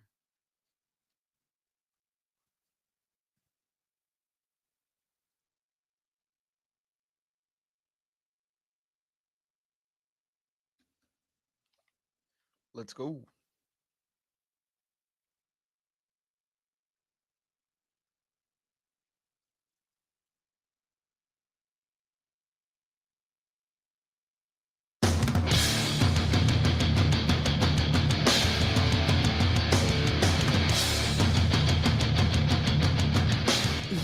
listening to Miller and Moulton, exclusively on the Florida Sports Network. And now, here's Mark Miller and David Moulton. It is the bonus hour of Miller and Moulton on this first Thursday of April. It is opening day in baseball. The Masters is already underway. Early leader, Mark. Jose Marie Olazabal birdied the first hole. Bogey 2. Bogey the par 5. Bogey the par 5. So now we have 3 on top at even par. Everything pushed back 30 minutes, I think, officially. 30 minutes. So Tiger scheduled to tee off now at 11:04. 11:04. There are many different places where you can go to get Masters coverage before it is televised on ESPN at 3 o'clock. Many different places. Masters.com, CBSSports.com, Paramount Plus, the CBS Sports app. And DirecTV. It was pointed out by someone in our chat room that DirecTV in the 900s offers basically the same thing that you're talking about, which is great for those of us that have DirecTV. Yes. So, it's out there if you can't wait to 3 o'clock. I'll listen to a little bit. I'm driving to the other coast today. I've turned into a really old person because I now like golf on the radio. Golf, baseball, and NASCAR, David. Give it to me on radio nonstop, and you know that I'm all in. Well, there's no doubt that the first digit in your age group is at least a 5. Oh, there's no question. At least a 5. What's your favorite opening day memory? I don't mean to do this to you. I don't know if I have one. Okay, well, let me ask you this, and because it's going to be in 35 minutes, today was the day when Jack Morris threw a no-hitter. Not on opening day, I will say that, but it was in the first week of the 84 season. And 84 was obviously magical. You were, what, 15? Yes. And the Tigers start off 35-5. They had basically not been good in your lifetime, and we all know they ran away with it and won the World Series. They were a dominant team, one of the most dominant teams, quite frankly, we've had since the Big Red Machine. Yeah, I forgot what they started. I know they won their first 10. They were 35-5. Right. I mean, it was ridiculous. It was gross. Right. But that Morris no-hitter was the 4th game of the year.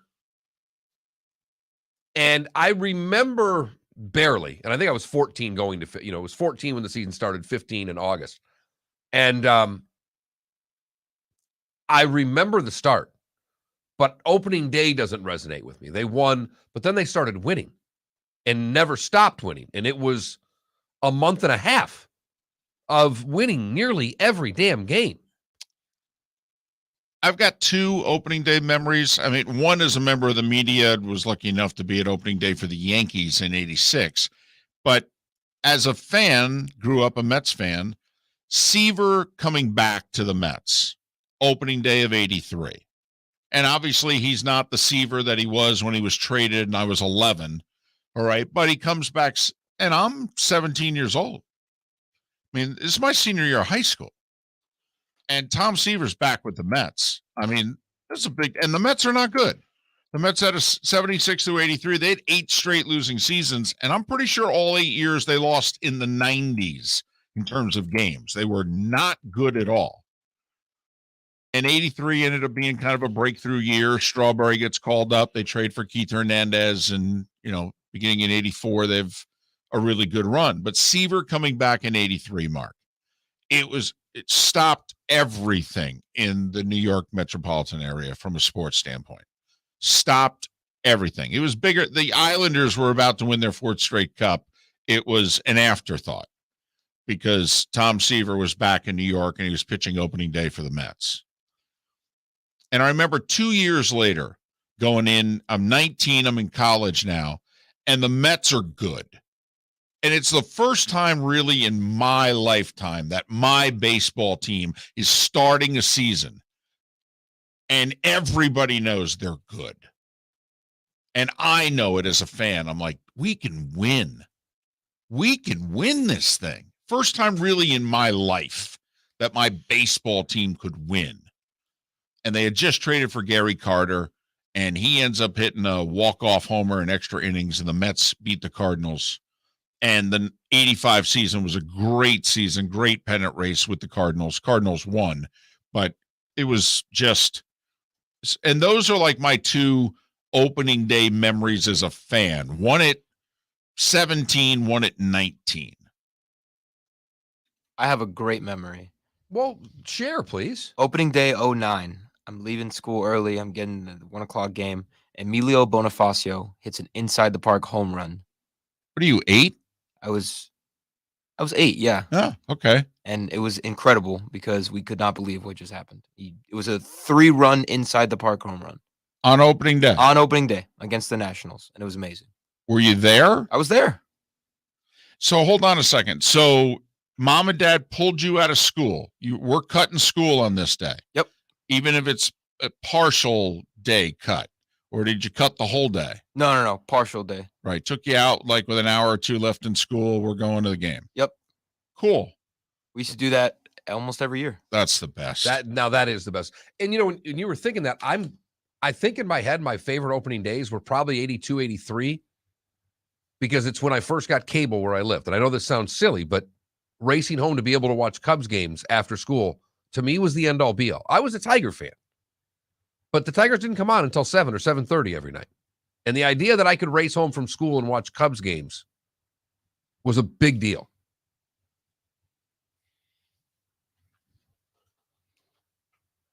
Fair enough. And I will say the Felipe getting taken out of school for any sporting event are the best memories. Oh, because yeah. It's happened to I would think it's happened to a lot of us that when the parents are on board, Right. whether it's to not go to school, to take you out of school early, to let you stay up late at a certain age to watch something, those were the best moments as a kid. Wow. We're breaking the law. And mom is, in my case, it was just mom, but, and mom's on board. Yeah. it's pretty good. You going with little Judas Priest in the 9 o'clock hour. That's heavy stuff right there. But I'm just curious, people's, best memories or just when you hear opening day in baseball, do you have a memory? And you could not be a fan nowadays. You could, whatever. You're not a fan anymore. But, all of a sudden you hear an old guy here waxing nostalgic about opening day in baseball, and you hear young Felipe over there waxing nostalgic. Hey, in all seriousness, though, I can't imagine you have too many sports recollections before that one. I mean, it's tough to recall. I mean, we're in our 50s now, and like the Knicks' last NBA championship was May of 73. Well, I'm 7.5 years old. I have no recollection of that team. None? No, none. Oh, man. I have recollection a few months later of the 73 Mets and the dash they made to win the pennant and go to the World Series. And I'm turning 8 shortly thereafter. But the 73 Knicks, no. Like, I have no recollection at all about the Knicks championship teams, Frazier, DeBusschere, and all that. None. No.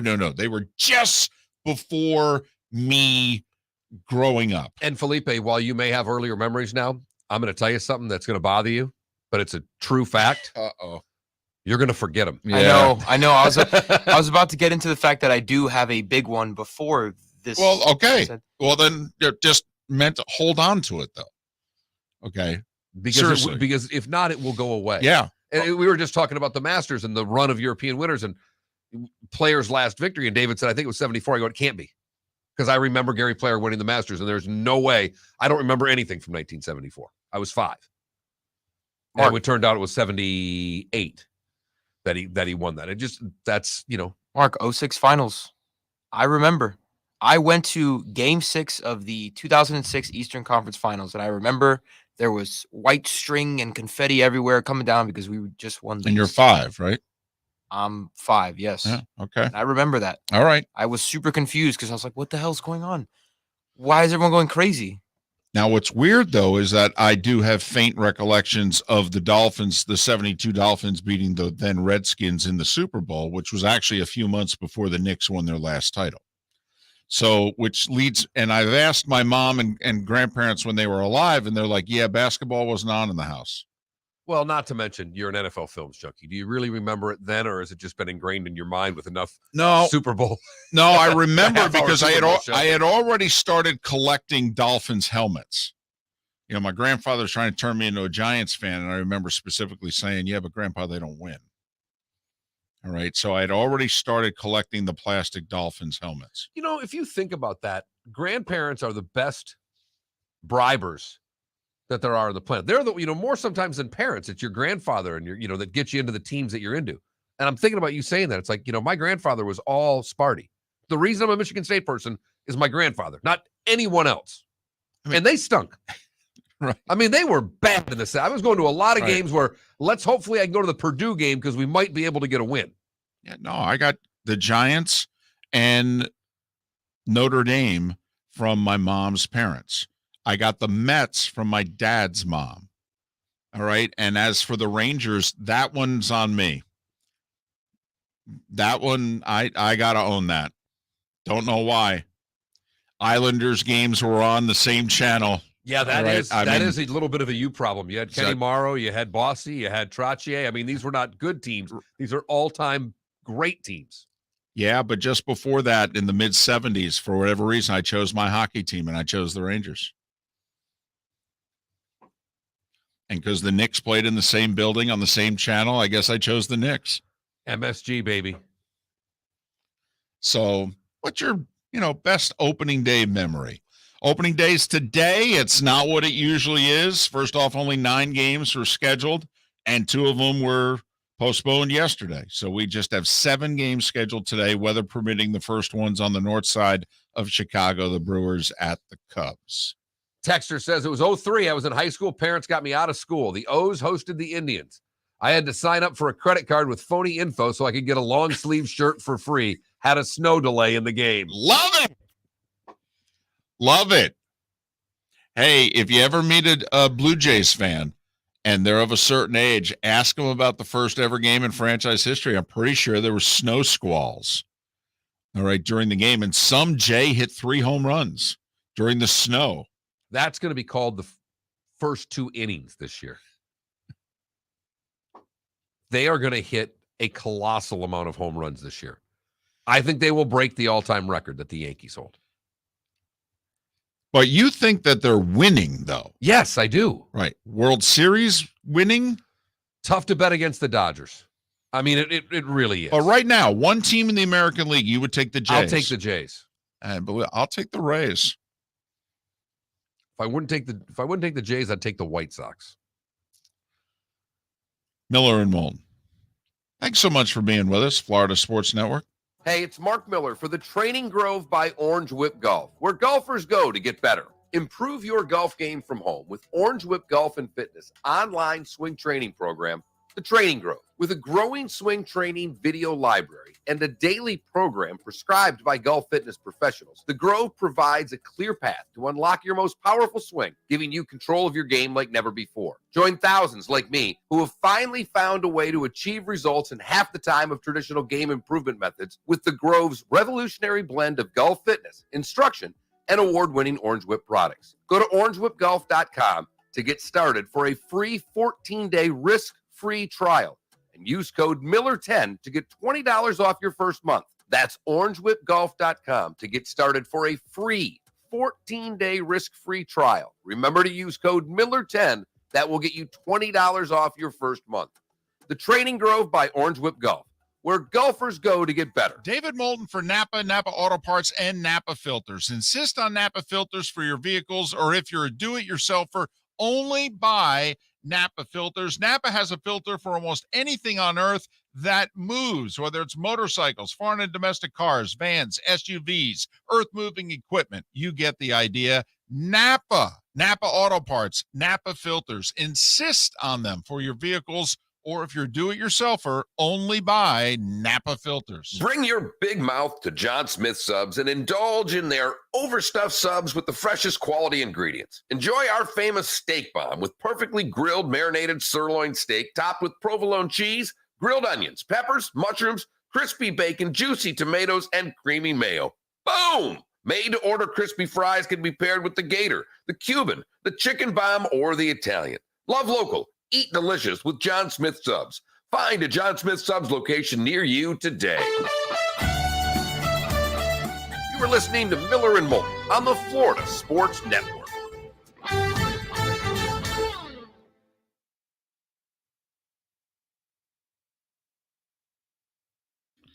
They had him in 84. Because I know he was on the 87 team.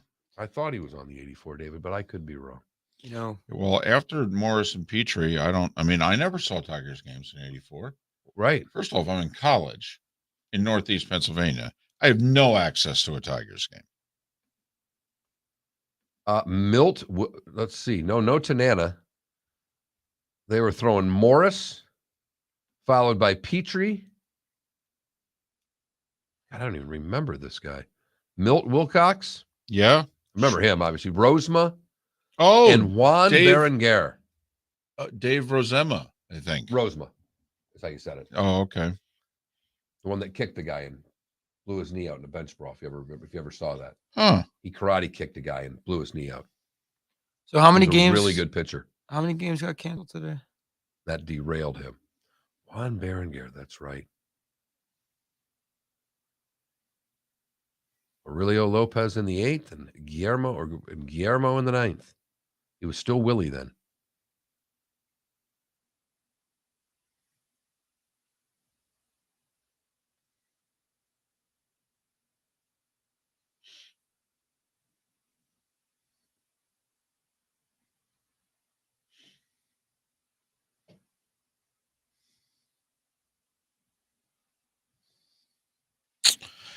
I don't know if Dontrell homered on opening day, but it says here that in 2004, he starts 3-0. He didn't allow an earned run in his first 3 starts. And in his first 2 starts, he went 6 for 6 with a home run.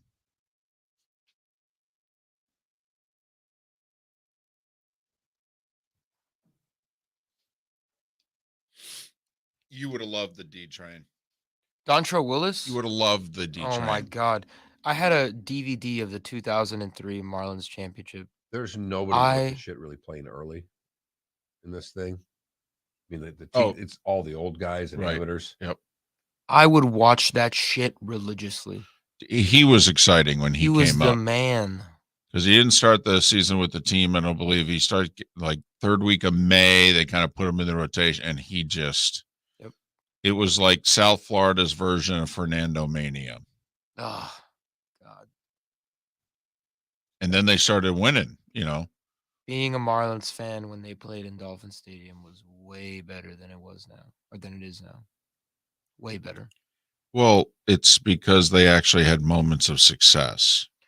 Also, I just think that even though it looked really depressing when it was empty because it was a giant football stadium, when we'd get good crowds, it was cool to see everyone in those orange seats. Because although orange wasn't a part of our logo, it was like used in our marketing kind of. But I don't know. The energy felt better there. Something about it. We had a Mark and a David on today's show. Yes, we did. That's got to be a first. So how many games got canceled today? Well, it was 2 as of this morning. 2 of the 9. So I don't think any others have been canceled. No.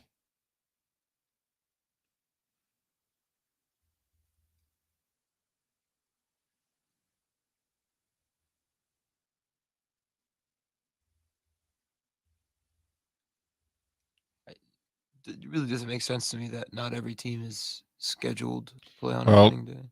No, well, it doesn't make sense to us. It's weird.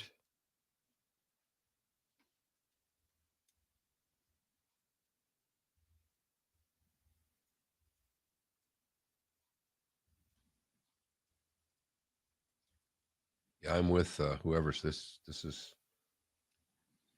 They're not moving that quickly on the course. I can't imagine they will. It's gonna be 5-hour round. Yeah, threesomes. Oh, yeah. I have a really frustrating opening day memory as well. See, another reason why opening day is always the Mets, basically in my lifetime, the Mets win on opening day.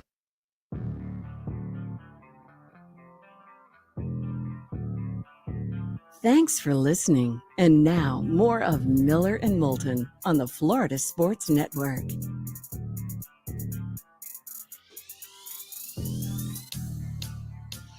"21 minutes past the hour. Miller and Moulton, the Florida Sports Network.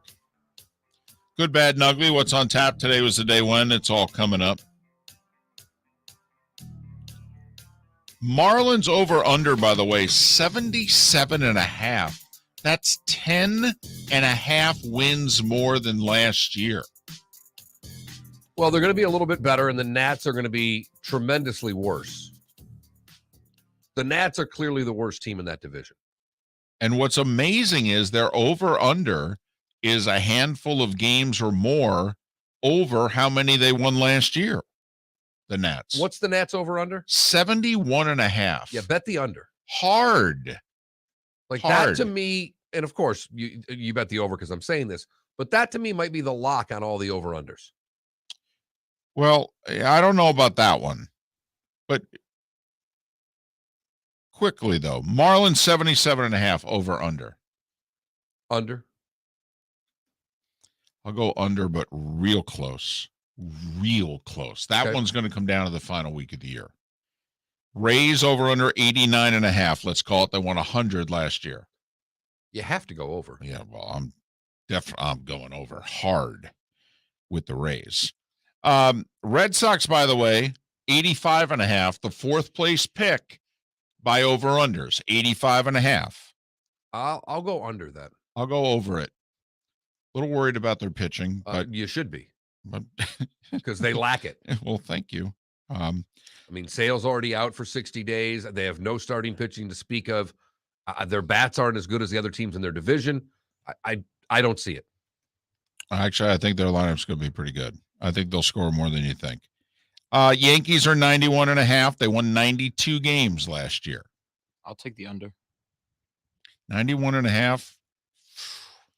Boy. To me, this is one, if you're playing the Rays over, you got to play either the Yankees or the Blue Jays under. I mean, they're not all going to win this many games. I'll go under. Jays won 91 games last year. Their over-under is 92.5. Over. With a bullet. Might win 100 games this year. So we're both hedging and going under on the Yankees. Close, though. Close. But if I'm going to go over on the Rays, I feel like, I don't think you can go over on all four of these teams. You got to have an under somewhere. Oh, it's true. And right now you're over on 3 of the 4, David. Although I will say all 4 of them were over these totals last year. What's all the 4 Orioles of them. over under? Well, this is another one where I think you got to go under. It's 62.5, which They means won 61 last year? No, they won 52. Oh my goodness. They went 52 and $1.10. So if they go 62 and 100 this year, it's still under. Do you think the Orioles will lose 100 games? Yes. Yes. So therefore you go under. White Sox won 93 games last year. Their over-under is 91.5. You know what I just realized? I'm owed money for an over-under on the Orioles from last year. That guy owes me money. Son of Twins are an interesting one. Over-under is 81.5. You're betting, are they going to be over or under 500? They won 73 games last year. Over. This is someone who's been to 4 Twins spring training games. They look This great. is like hard knocks to him. They look great. Just great. on all of that, Felipe, because of your exuberance, I'm going under. They need to stay healthy. Yes, they do. Well, we'll say this. I'm going under on the White Sox. I don't think the White Sox will be as good as everybody thinks. I still think they eke out the division, but I think the division is going to be a slog. What's their number? 91.5. They won 93 games last year. Interesting. It's a great number because I do think they win the division, but I'll go over for the White Sox. See, I think just about everybody in the division's better than last year. I think the Twins are better. I think the Tigers are better. I think the Royals are better.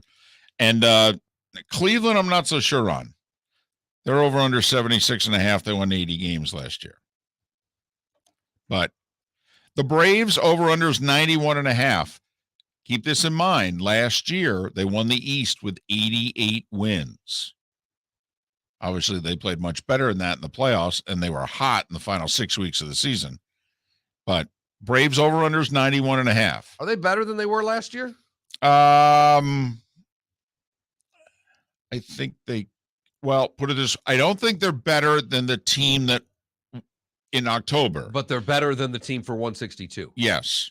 First off, they're going to have, in theory, knock on wood, they'll have Acuna for 5 months. Last year, they had him for 3. I'm going to go over simply because of the Marlins and the Nats. Their bullpen will be better. Mets over-under is 88.5. Under. You should always play the under with the Mets.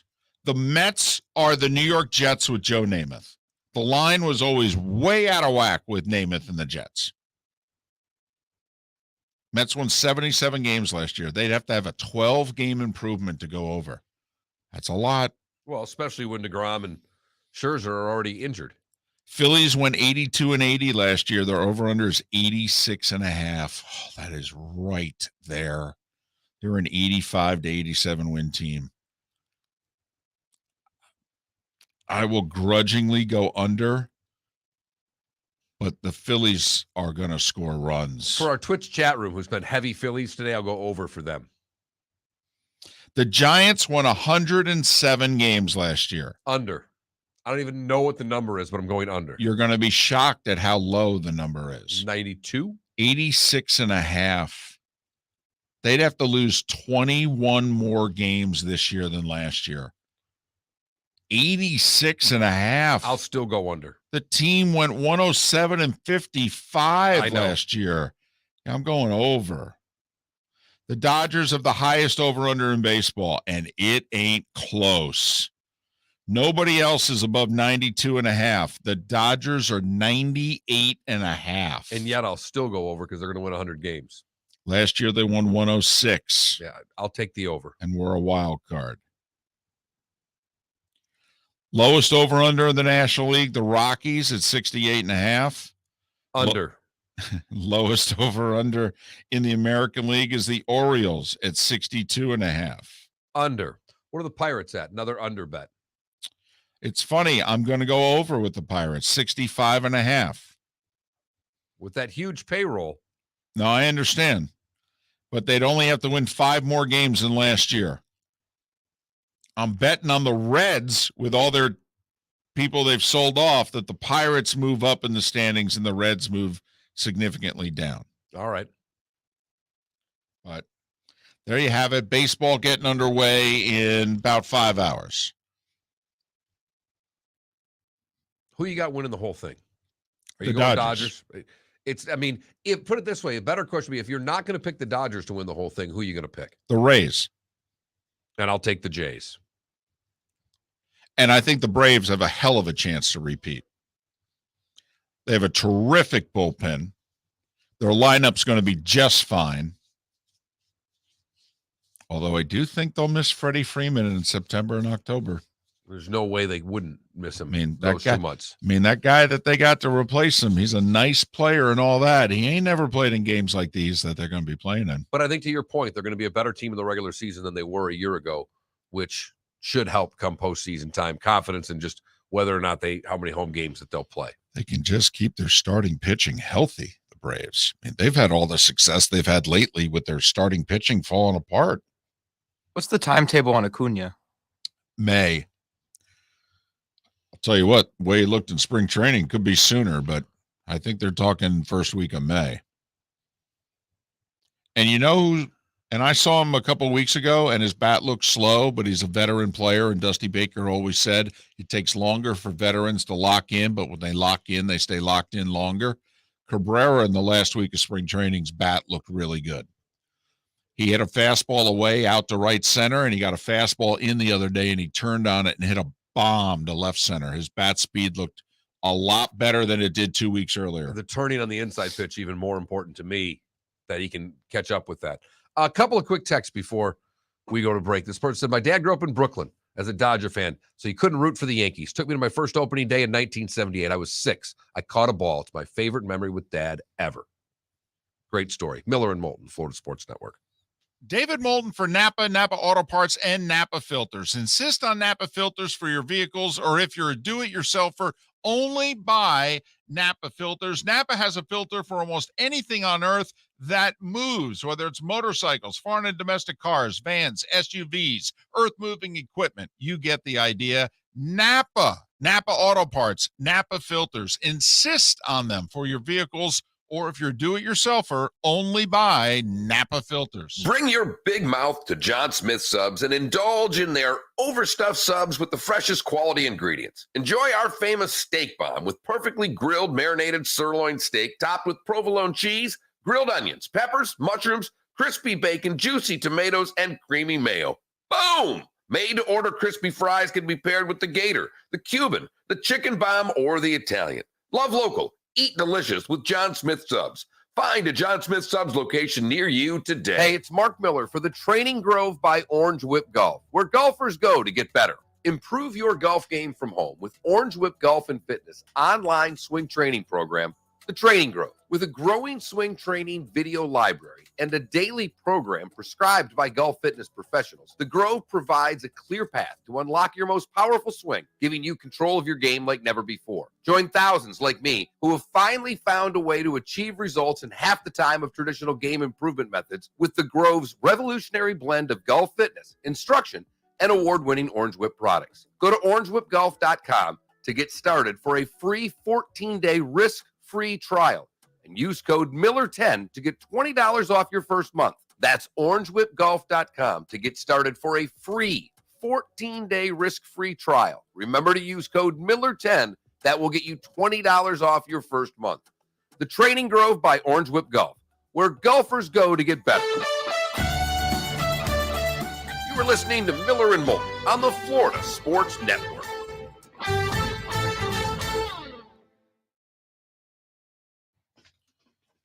So my frustrating opening day memory was because we used to do that tradition every year.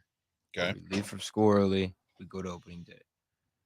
In 2012, the inaugural season of Marlins Park, Right. we had tickets for that game against the defending champion Cardinals. We missed the game because we fly out to Spain that day.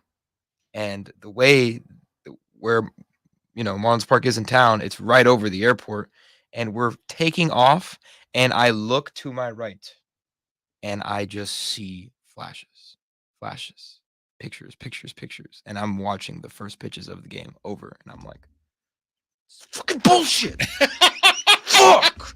I need to be there right now. This is the first game in Marlins Park history, and I'm not there. And you're what, 11? 12 or I'll 11. be taking the trip to Spain. But then I got to Spain, and I was like, oh, okay, this ain't so bad. Spain is absolutely gorgeous. What I've heard. I went with my grandparents and my parents.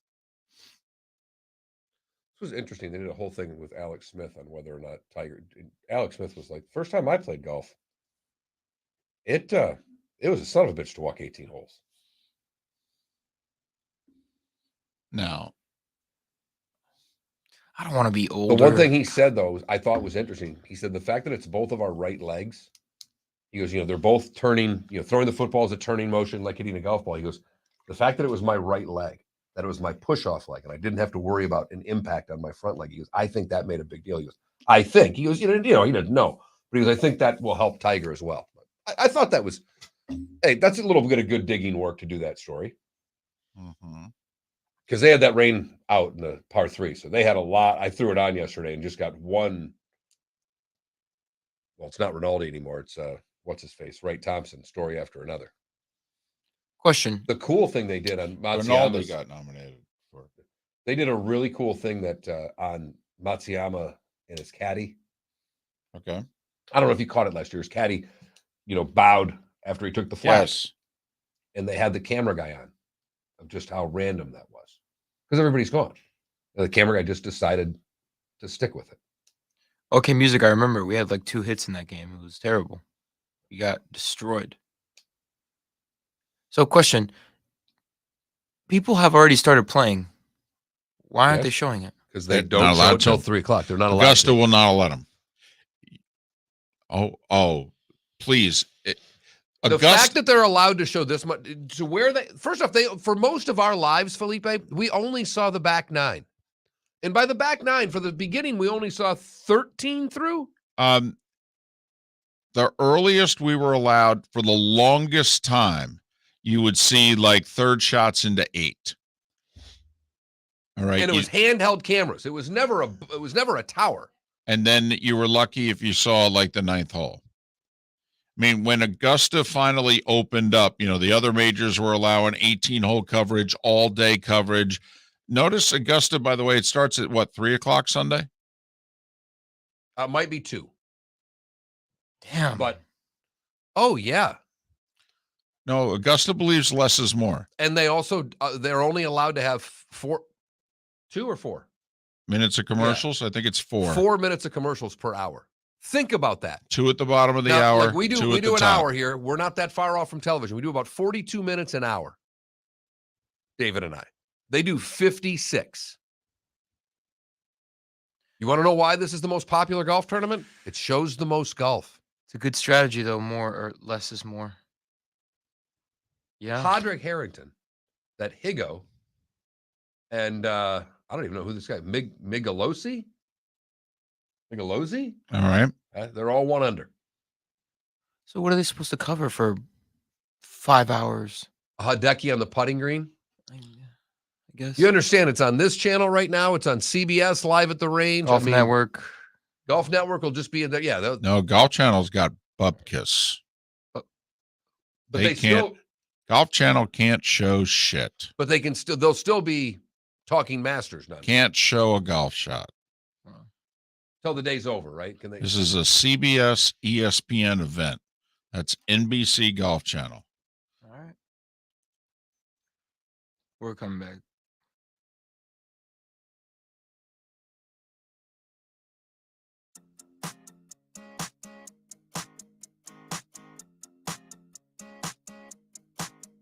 You're listening to Miller and Moulton, exclusively on the Florida Sports Network. 22 minutes until the top of the hour.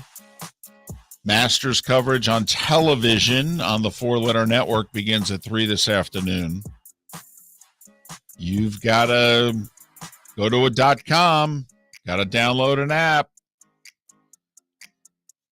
Little DirecTV in the 900s, right? Yep. If you want to get the whole Amen Corner and The featured groups, which will be Tiger Woods. Beginning at 11:04. Featured groups, you see every shot.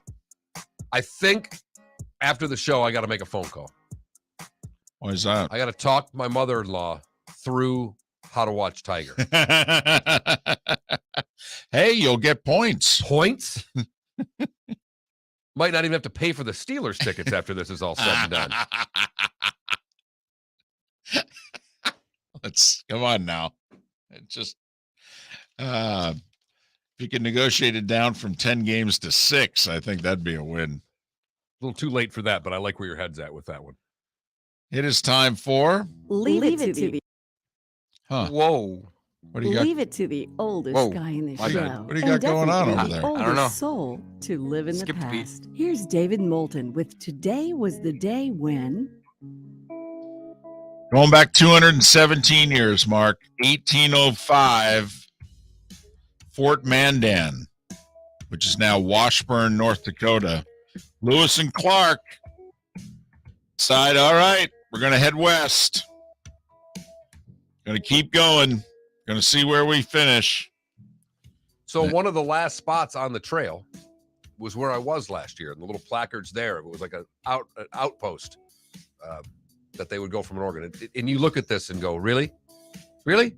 Well, not only that, Well, that's what I mean. in 1805, you're they just did you're this. looking around Right. at the terrain going, Right. no GPS, No, no Waze. no radar. No, don't know what weather's up ahead. It is something when you stand there and look at what they were crossing and how they did it. It is to me, it's mesmerizing. obviously we had many storms in our 5 years in Fargo. And in one of them, I remember my wife just turned to me and said, "Can you imagine living out here 200 years ago?" No. And that's what I said. I go, and have no idea what's coming, and also have no idea how long it's going to last. Right. It's like living in Florida without air conditioning. Believe it or not, worse. 1902, Texas Oil Company, which became Texaco, forms 120 years ago. 1940, Jimmy Demerit wins the first of his 3 Masters. Mark, 79 years ago today, the NFL makes helmets mandatory. They all also allowed you to substitute freely. It's difficult to imagine them not allowing that, but Right. They had to make that a rule. Ben Hogan won the first of his 2 Masters titles on this day in 51. Doug Ford won his Masters on this day in 1957. Jack wins the first of his 6 green jackets on this day in 1963. Lot going on this day in 1969. First off, it is considered the symbolic birth date of the internet because it was the day in which the publication of RFC1 took place. Okay. I don't know what that is. I just know what it says. So Al Gore goes back to this day in 1969. That's what I was wondering. I know he Right. invented it. I just didn't realize he invented it as early as he didn't. So the symbolic birth date of the internet is today. Mark, today's also the birthday of the save. The first ever official save in Major League Baseball was awarded today. Bill Singer of the Dodgers finished the game against the Reds, and they said, that is a save. Was it just a save, or did some reporter? My guess is that it fit the criteria. I don't. You know, a lot of these things, the reporter put in, he saved the game for him. And also think, save. That looks like a. But then, you had to have the criteria, how long you had to pitch, how close the game had to be. Right.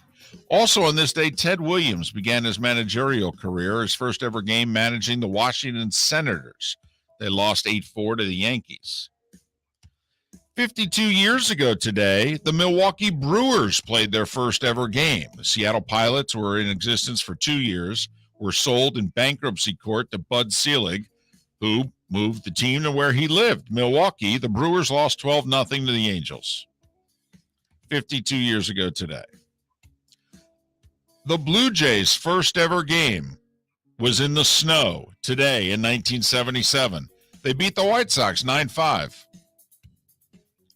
On this day in 79, Ken Forsch no-hits the Braves. The significance, his brother Bob had thrown a no-hitter earlier in his career with the Cardinals. They became the first, and I believe still only, brothers to have thrown no-hitters. I don't think the Negros did it. I don't think Pedro and his brother did it. Don't know of any other brothers who have done what the Forsches did, both throwing no-hitters. Speaking of no-nos, Jack Morris no-hits the White Sox on this day in 84, beating them 4-0. 2003 had a lot going on. The U.S. captured Baghdad.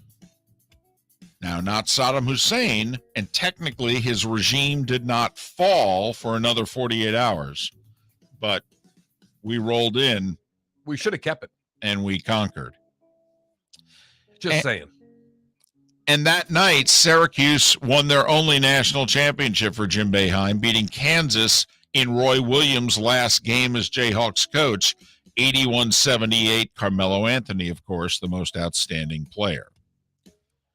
It was 14 years ago that the Jayhawks beat Memphis in overtime, 75-68. Mario Chalmers. 2017, Mark, how's this Rock and Roll Hall of Fame stack up? ELO, Joan Baez, Yes, Tupac, Journey, Pearl Jam. Fantastic. The only thing would have been better if they'd have let Stephen Perry get inducted and sing with the band there. Yeah, that was a joke. It was. A joke. Well, how much of that was the band's doing, though? The band, it was. Yeah. Oh, 100%. Right. It wasn't the hall. Mm-mm. Right. They have enough problems of their own. And 3 years ago, and I have to admit, it seems a lot longer, and I'm curious how young Felipe even feels. It was 3 years ago, Felipe, that both Dirk and D. Wade played their last home games for their respective teams. Also, Magic Johnson abruptly quit running the Lakers on the same day. Doesn't that seem a lot longer than 3 years It really ago? does. That seems like 5 years ago. Yeah, it's been a rough haul for all of us. Walter Camp, John McGraw, Bobby Durr of the Red Sox, Clark Gillies, Billy Holiday, James Garner, all no longer with us, all born on April 7th. James Garner, cool dude. Rockford Files. Rockford baby. Files. Tony Dorsett and Jackie Chan are both 68 years old today. James Buster Douglas, 62. Russell Crowe is 58. Steve Wisniewski's 55.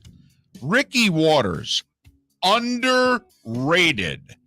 I can make a Hall of Fame case for Ricky Waters, and I can do it easily. Probably not getting in, though. 53 years old. Maybe the best high school football player I ever saw in person. He was in Harrisburg, saw him in the state tournament. Oh, man. Rondé and Tiki are both 47 today. Adrian Beltre is 43. Francis Ford Coppola is 83. Little Godfather for you today. There you go. Caitlin Collins, White House correspondent, is 30 today. And Oates from Hall and Oates, John Oates is 74. And that's today was the day. Kelly Tripucca's long-lost cousin. John Oates. Ooh, that's interesting. Much darker hair, so I never thought of it. Same type of hair, though. That's pretty good. Thank you. I appreciate that. A couple of omissions for you. 1978, Prince releases his debut album, For You. It would reach a whopping 163 on the U.S. charts. Right. Its first Hot 100 entry was a song called Soft and Wet, reached 92. 1981, Rick James releases Street Songs, which would have Super Freak on it. That was like his fifth album. Rick James? Yeah. Yeah. It was his best. Yes, without question. You've heard folks elsewhere mock Florida is gonna Florida. Well, Mark Miller sees it differently. He calls it the good, the bad, and the ugly. What you got, Mark? We go across the pond where, another time, guy in his damn metal detector comes up upon a ring. This one a little different. He found a 350-year-old ring that belonged to the Sheriff of Nottingham. Not joking here. Robin Hood times, David. It once belonged to Sir Matthew Jensen, who served as the High Sheriff of Nottingham between 1683 and 1684. It is it should fetch, I should say, rather, around 10 grand is all. I think it would be worth more than that. Well, if they sketched it, I think it would. Hello! Well done. For the bad, we go to Ferndale, Michigan, where a Ferndale pastor, what in the heck? My article doesn't want to, we're refreshing right here. But I wanted to read the first part of this article because it really made me smile. Here we go. A Ferndale pastor and frequent drunk driver accused of trying to kill two Aranet County Sheriff's deputies will be found mentally fit for trial. Wow, that's a hell of a lead sentence. It really is. Well, he lives here, and man, does he drive drunk a lot. 57-year-old David Jones not only can preach some stuff, he can do some drinking. He's he does when it's all said and done. Finally, the ugly. Man, oh man, what a time for this computer to completely crash. A Port Orange middle school teacher was arrested on Tuesday. I don't know if you're aware, David, but the FSA testing is going on throughout Florida. This is the test that scares the hell out of all 3rd and 4th, 5th graders. So a teacher who is an art teacher decided she would blast music from her classroom to disrupt the students while they were taking the statewide Florida assessment test. Seriously? She's been Fired? yes. And that is the good, the bad, and the ugly on today, April the 7th, 2022. Well, we all know we have the Masters. You'll have to find it, I should say, between now and 3 o'clock at places other than ESPN. Got opening day of baseball. Cubs, Brewers, 2:20, first game of the season. Might as well find it if you really want your baseball, because the next game doesn't start for another couple hours after that. We have 7 games in the NBA tonight. TNT's got a double dip. The first one affects you, Heat fans. It's Boston at Milwaukee. A Milwaukee win, and the Heat clinched the 1 seed. The Bulls got murdered last night. A Celtics win, and I think they pretty much clinched the 2. So, as regular season games go, got some significance from a playoff seeding standpoint. Bucks a 6.5-point favorite. What am I missing there? Celtics is a 6.5-point dog? The Celtics? I think I got to take the points. The late games, Lakers, Warriors. Yeah. Okay. Right. Unbelievable. Well, I think they picked these out a little earlier. I understand. The game is significant for Golden State. They only have a half-game lead on Dallas for the 3 seed. The Mavericks own the tiebreaker. Padraig Harrington and Guido Miguelozoli. I thought you were going to say Sarducci. I was close. Both currently your Masters leaders at 2 under. Harrington through 4, Miguelozoli through 3. Olafable, who started out with a birdie and was the early leader, he has since gone 5 over on the next 5 holes. He's 4 over through 6. Gotcha. Yeah. Course plays a little long for those guys in the 50-plus crowd. Yeah. There's 11 NHL games tonight, none of them involving the Panthers or the Lightning. Penguins and Rangers for like the 3rd time in the last 2 weeks. Is this a playoff series or regular season? It seems that they have played every other day, David. David. It's in New York.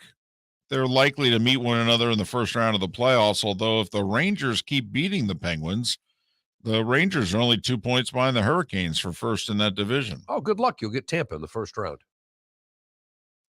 Right. I think I'd rather have the Penguins. Don't tell your wife. I totally agree with you. And I won't tell her. She's not paying attention anyhow. Well, goaltender's not quite as good for Pittsburgh. Tell her that if she was listening. Miller and Moulton. I will be on location tomorrow on the other coast. We will talk. What? A little 3-day getaway. I'm leaving pretty quickly to the other coast. Spend time with my oldest friend. Well, what are we going to do with the cameras here? Do we know how it works? Well, I'll give all that stuff to Felipe here in a matter of seconds and see if he can't figure it out again tomorrow. We've done it before. We can do it again. We have the technology, David. Wait, when did we turn into the $6 million man? Bigger, faster, stronger. Cameras. Remember, masters.org, masters.com, CBS app, Paramount app. Enjoy some baseball. Hell, we didn't think we were going to get it. Hell right? yeah. I mean, you can wait until after the Masters is done around 7:30, and then you could watch a night game. Okay. I'll give you that. Okay. Nothing wrong with a little nightcap, David. Tiger in an hour and 10 minutes tees off. Unbelievable. Miller and Moulton, thanks for listening. David Moulton for Napa, Napa Auto Parts, and Napa Filters. Insist on Napa Filters for your